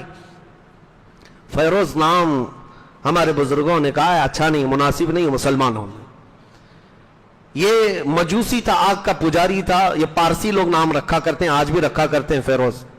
مسلمانوں میں بھی آ گیا اس طرح کا نام. پرویز بھی رکھتے ہیں, پرویز چونکہ وہ خسرو پرویز جس نے رسول اللہ کا خط پھاڑ دیا تھا, فارسی نام ہے. ہمارے بزرگان دین ان ناموں سے بچنے کی تلقین کرتے ہیں. بہرحال تو یہاں سے سیدنا مغیرہ بن شعبہ کا ایک غلام تھا ابو لولو. حضرت عمر کا ایک مسئلہ تھا, آپ سنیے. مدینہ طیبہ چونکہ کیپٹل سٹی ہے, پورے اسلام کی راجدھانی, آپ نے پورے مدینے میں پابندی لگا رکھی تھی کہ باہر کا کوئی کم عمر کا نابالغ لڑکا اندر نہ آئے, فتنہ پھیلائے گا. جو کم عمر کے لڑکے ہوتے ہیں ان کو آنے نہیں دیتے تھے حضرت عمر, اور یہ پابندی سختی کے ساتھ تھی. لیکن حضرت مغیرہ بن شعبہ جو ہے, انہوں نے ایک خط لکھ کر کے بھیجا, میرے پاس ایک لڑکا ہے جو بہت ماہر ہے, فن اس کو بہت اچھے آتے ہیں, چکیاں بنانے کا, دروازے کھڑکیاں, بہت ساری چیزیں بنانے کا بڑا اچھا فن آتا ہے. اگر آپ کہیں تو میں بھیج دوں گا, مدینے میں کئی لوگوں کو یہ ہنر سکھا دے گا. تو مغیرہ بن شعبہ کے اس خط پر حضرت عمر نے منظوری دے دی. وہ ابو لولو فیروز مجوسی جو لڑکا ہے اس کو لایا گیا مدینے میں. مدینے میں وہ آیا, اس کو ایک غم ستاتا تھا. حضرت مغیرہ بن شعبہ نے اس پر 100 درہم کا ٹیکس لگایا تھا, تیرا کام بہت زیادہ ہے, اتنا ٹیکس دینا پڑے گا تجھے. وہ یہ شکایت لے کر امیر المومنین کے پاس آیا, کہا مغیرہ بن شعبہ کوفہ میں میرے دکان, میری فیکٹری جو چلتی ہے, اس پر 100 درہم کا ٹیکس لگایا ہے. حضرت عمر ابن خطاب نے کہا یہ کوئی زیادہ نہیں ہے, تیرے کام کاج کے اعتبار سے برابر ہے, اتنا ٹیکس تو دینا ہی چاہیے تجھے. وہ دانت پیستا ہوا دشمنی میں نکلا. حضرت عمر نے پھر اس کو ایک دن بلایا اور کہا سنا ہے تو اچھی چکی بناتا ہے, کیا تو بنا سکتا ہے؟ اس فیروز نام کے مجوسی سے پوچھا تو اس نے کہا ہاں, آپ کے لیے میں ایسی چکی بنا دوں گا کہ ہمیشہ یاد کرنے والے یاد کریں. کہا ٹھیک ہے بناؤ. وہ چلا گیا. حضرت عمر نے اپنے صاحب سے کہا یہ لڑکا مجھے قتل کی دھمکی دے کر گیا ہے. اس کے جملے سے حضرت عمر فاروق نے کہا یہ لڑکا مجھے مارنے کی, قتل کرنے کی دھمکی دے گا, جبکہ کوئی نہیں سمجھاتا اس بات کو. بس اس کو یہ تھا ٹیکس میرے اوپر زیادہ لگائے, اور دشمنی تھی مجوسی. حضرت عمر فاروق رضی اللہ تعالیٰ عنہ 26 ذی الحجہ کی تاریخ تھی. فجر کی نماز میں آپ لوگوں کو جگاتے تھے اور آپ مسجد میں نماز پڑھانے کے لیے آئے تھے. یہ ابو لولو فیروز مجوسی پہلی صف میں آ کر کھڑا ہوا تھا, اور ایک تلوار 2 دھاری دار زہر میں بجھائے ہوئے لا کر کے اپنے دامن میں چھپایا ہوا تھا. جیسی حضرت عمر فاروق فجر کی نماز میں رکعت باندھے, اس نے فوراً آپ پر حملہ کیا, اور اتنا تیز حملہ کیا کہ آپ کے پیٹھ سے لے کر سینے تک کا زخم آ گیا. اور جتنے مسلمان وہاں تھے بچ بچاؤ میں تقریباً 12 لوگوں کو اس نے یہ ضرب لگائی, جن میں سے 6 بعد میں انتقال کر گئے, شہید ہو گئے. لیکن صحابہ کی صفیں لگی ہوئی تھیں, ایسی مضبوط صفیں تھی کہ وہ مسجد سے باہر بھاگ نہیں پایا, اور کسی صحابی نے نماز توڑی بھی نہیں. حضرت عمر فاروق مصلی سے گر پڑے, عبد الرحمن بن عوف آگے بڑھے, فجر کی 2 رکعت چھوٹی چھوٹی سورتوں کے ساتھ انہوں نے پڑھائی. اس کے بعد اس کو پکڑنے کے لیے جیسی آئے وہ خودکشی کر کے خود تلوار مار کر مر گیا. یہ ابو لولو فیروز مجوسی تلوار مار کر کے مر گیا, خودکشی کیا. حضرت عمر کو اس کے بعد لایا گیا گھر پر, اور آپ کو شربت وغیرہ پلایا جاتا تو زخموں کے راستے سے پانی نکل جاتا تھا. 3 دن تک آپ باحیات تھے. حضرت عمر ابن خطاب رضی اللہ تعالیٰ آپ کے پاس لوگوں نے آ کر کے آپ کی بڑی تعریفیں کی, آپ اپنی تعریف سنتے ہی نہیں تھے. حضرت عباس آئے اور کہا آپ کا زمانہ ایسا تھا ویسا تھا. پھر آپ نے کہا نہیں میری بات نہ کہو. حضرت عمر فاروق رضی اللہ تعالیٰ اپنی تعریف نہیں. اس کے بعد پھر کہا کوئی خلیفہ, کوئی جانشین, آپ کا بیٹا, آپ اپنے بیٹے کو خلیفہ بنائیں. حضرت عمر نے تاریخی جملہ کہا میرے بیٹے کو بناؤ جس کو اپنی بیوی کو طلاق دینے کا طریقہ معلوم نہیں. ان کے بیٹے نے ایک ساتھ 3 طلاق دے دی تھی اپنی بیوی کو. حضرت عمر نے کہا حرام ہے, 3 طلاق دینے کا طریقہ الگ ہے, مہینہ مہینہ چھوڑ کر. کہا وہ ایک ساتھ 3 طلاق دینے والا, اس کو میں خلیفہ بناؤں. جو میرے سے پہلے رسول اللہ صلی اللہ علیہ وسلم نے نہیں کیا وہ میں نہیں کروں گا. 6 صحابہ کو بلایا, حضرت عثمان ابن عفان, حضرت علی ابن ابی طالب, حضرت زبیر, حضرت طلحہ, حضرت عبد الرحمن اور حضرت سعد. یہ 6 صحابہ کو بلایا اور کہا تم میں سے آپس میں مشورہ کرنا اور کسی ایک کو منتخب کر کے مسلمانوں کا امیر بنانا. 6 لوگوں کی مجلس شورا قائم کی. سیدنا عمر ابن خطاب رضی اللہ تعالیٰ عنہ نے بہت ساری وصیتیں فرمائی گورنروں کے لیے, عاملین کے لیے. اس کے بعد آخری وصیت آپ کی یہ تھی, کہا ماں عائشہ صدیقہ رسول اللہ کی زوجہ ہے, جاؤ ان سے اجازت لے لینا۔ عمر ابن خطاب اسی حجرے میں دفن ہونا چاہتا ہے جس میں رسول اللہ اور ابو بکر صدیق آرام کر رہے ہیں۔ اگر عائشہ صدیقہ اجازت دے دیں تو مجھے دفن کر دینا، نہیں تو جنت البقیع میں قبرستان میں دفن کرنا۔ اور یہ کہتے ہوئے حضرت عمر فاروق رضی اللہ تعالیٰ عنہ کی جان آفریں کے سپرد ہو گئی۔ آپ 26 ذی الحجہ کو اس دار فانی سے کوچ کر گئے۔ دور اسلام کا وہ عظیم سپہ سالار گیا ہے دنیا سے۔ مدینے والے کہتے اتنا اندھیرا ہم نے کبھی نہیں دیکھا تھا جس دن حضرت عمر کا انتقال ہوا تھا۔ اندھیرا چھا گیا تھا، پورے علاقے رو پڑے تھے حضرت عمر کے جاتے ہی۔ عدل ایسا قائم کیا تھا، بلکہ بعض روایتوں میں یمن جانے کے راستے پر پہاڑ کی چٹانوں سے، پتھروں سے آواز آتی تھی، یا عمر وا عمر، حضرت عمر کے نام پر پہاڑ کی چٹانیں روتی تھی حضرت عمر کے جانے پر۔ یقیناً میرے عزیزوں، وہ ایسا بطل جلیل ہے جس نے رسول اللہ کی جانشینی کا حق ادا کر دیا۔ اعلیٰ حضرت نے سچ فرمایا ہے کہ وہ عمر جس کے آداب پہ شیدا سقر، وہ عمر جس کے آداب پہ شیدا سقر، عز و ناز عدالت پہ لاکھوں سلام، اس خدا دوست حضرت پہ لاکھوں سلام۔ آپ کے انتقال کے بعد لوگ آئے حضرت عائشہ سے پوچھتے ہیں کہ اجازت انہوں نے پوچھی تھی۔ حضرت عائشہ نے کہا ایک ہی جگہ باقی تھی رسول اللہ صلی اللہ علیہ وسلم حضرت ابو بکر کے پہلو میں، وہ جگہ میں نے اپنے لیے رکھی تھی۔ حضرت عائشہ کہتی ہیں وہ جگہ میں نے اپنے لیے رکھی تھی، لیکن عمر نے اگر یہ کہا ہے اپنی زندگی میں اپنے آپ پر عمر ابن خطاب کو ترجیح دیتی ہوں، وہ جگہ ان کے لیے زیب دیتی ہے۔ حضرت عائشہ نے کہہ کر چابی دے دی اور حضرت عمر کو پھر لایا گیا جنازہ پاک، رسول اللہ کا وہ حجرہ کھولا گیا اور اسی حجرے میں حضرت عمر فاروق کو دفن کیا گیا۔ اللہ کی پناہ میرے عزیزوں، اس عمر ابن خطاب جس کی نیکیاں آسمان کے تاروں کے برابر، جس کے بارے میں رسول اللہ نے فرمایا میرے بعد نبی ہوتا تو عمر ہوتے، حضرت عمر رسول اللہ کے پہلو میں دفن ہیں۔ ایک بات کہہ کر کے چلا جاتا ہوں، ختم کرتا ہوں۔ 12 سال گزر گئے تھے آپ کے انتقال کو۔ حضرت عباس رضی اللہ تعالیٰ عنہ خواب میں دیکھتے ہیں حضرت عمر کو، نیت کر کے سوئے تھے اے اللہ ایک بار مجھے عمر کو دکھا دے، خواب میں عمر کو دکھا دے۔ خواب میں عمر ابن خطاب کو دیکھا، وہ پسینہ پوچھتے ہوئے کھڑے تھے۔ حضرت عمر اپنے کپڑے جھاڑ رہے تھے، پسینہ پوچھتے ہوئے آئے تھے، حضرت عباس کو دیکھا۔ حضرت عباس نے پوچھا یا امیر المومنین عمر ابن خطاب کیسی رہی آپ کی برزخی زندگی؟ وفات کے بعد حضرت عمر نے پوچھا کتنے سال ہوئے مجھے جا کر کے؟ عباس رضی اللہ تعالیٰ نے کہا تقریباً 12 سال گزر گئے ہیں۔ حضرت عمر کہتے ہیں یہ 12 سال مجھے لگ گئے حساب دیتے دیتے، ابھی تو آیا ہوں حساب دے کر ابھی آیا ہوں۔ پسینے پوچھ رہے تھے، اپنے حساب کی فکر کرو۔ اس عمر ابن خطاب کا یہ قول روح کو کپ کپی لانا چاہیے، جھنجھوڑ دینا چاہیے۔ کہتے ہیں 12 سال لگ گئے، میں ابھی حساب دے کر آ رہا ہوں۔ اور پھر فرماتے ہیں عمر کو اس کی نیکیاں نہیں، اگر اللہ رحیم نہ ہوتا تو عمر نہیں بچتا۔ حضرت عمر کہتے ہیں اللہ کا رحم اس کا فضل ہے جس نے مجھے بچایا ہے۔ رسول اللہ کے پڑوس میں سونے والے صحابی کا فرمان، تاریخ الخلفاء میں امام جلال الدین سیوطی نے یہ ساری روایتیں بیان کی۔ عزیزان گرامی وقات، جاتے جاتے میں اتنی نصیحت کر جانا چاہوں گا، صرف اپنی ٹوپی داڑھی اور چند عمل پر فخر کرتے ہوئے یہ مت بیٹھ جانا کہ میرا تو ہو جائے گا، نہیں، میرے آقا صلی اللہ علیہ وسلم کی امت میں ہو۔ عظیم صحابہ ڈرتے تھے موت کے وقت، تمہیں بھی خوف رکھنا چاہیے، لیکن ساتھ میں اللہ کریم کی بارگاہ میں یہ امید بھی رکھو وہ مولا رحیم ہے، کریم ہے، بخشش ہوگی تو میرے اعمال کی بنیاد پر نہیں، بخشش ہوگی تو اس کے فضل پر ہوگی، اس کی رحمت پر ہوگی اور میرے آقا کی نسبت پر ہوگی۔ اللہ کریم ہم سب کو دور فاروقی کی جھلکیاں عطا فرمائے۔ عمر ابن خطاب کے قدموں کا مولا ہم سب کو صدقہ عطا فرمائے۔ اے رب کریم ہمارے گھروں میں پیدا ہونے والے بچوں میں عمر ابن خطاب کی خصلتیں عطا فرما، ان کی برکت سے شیطان کی نحوستوں سے محفوظ فرما۔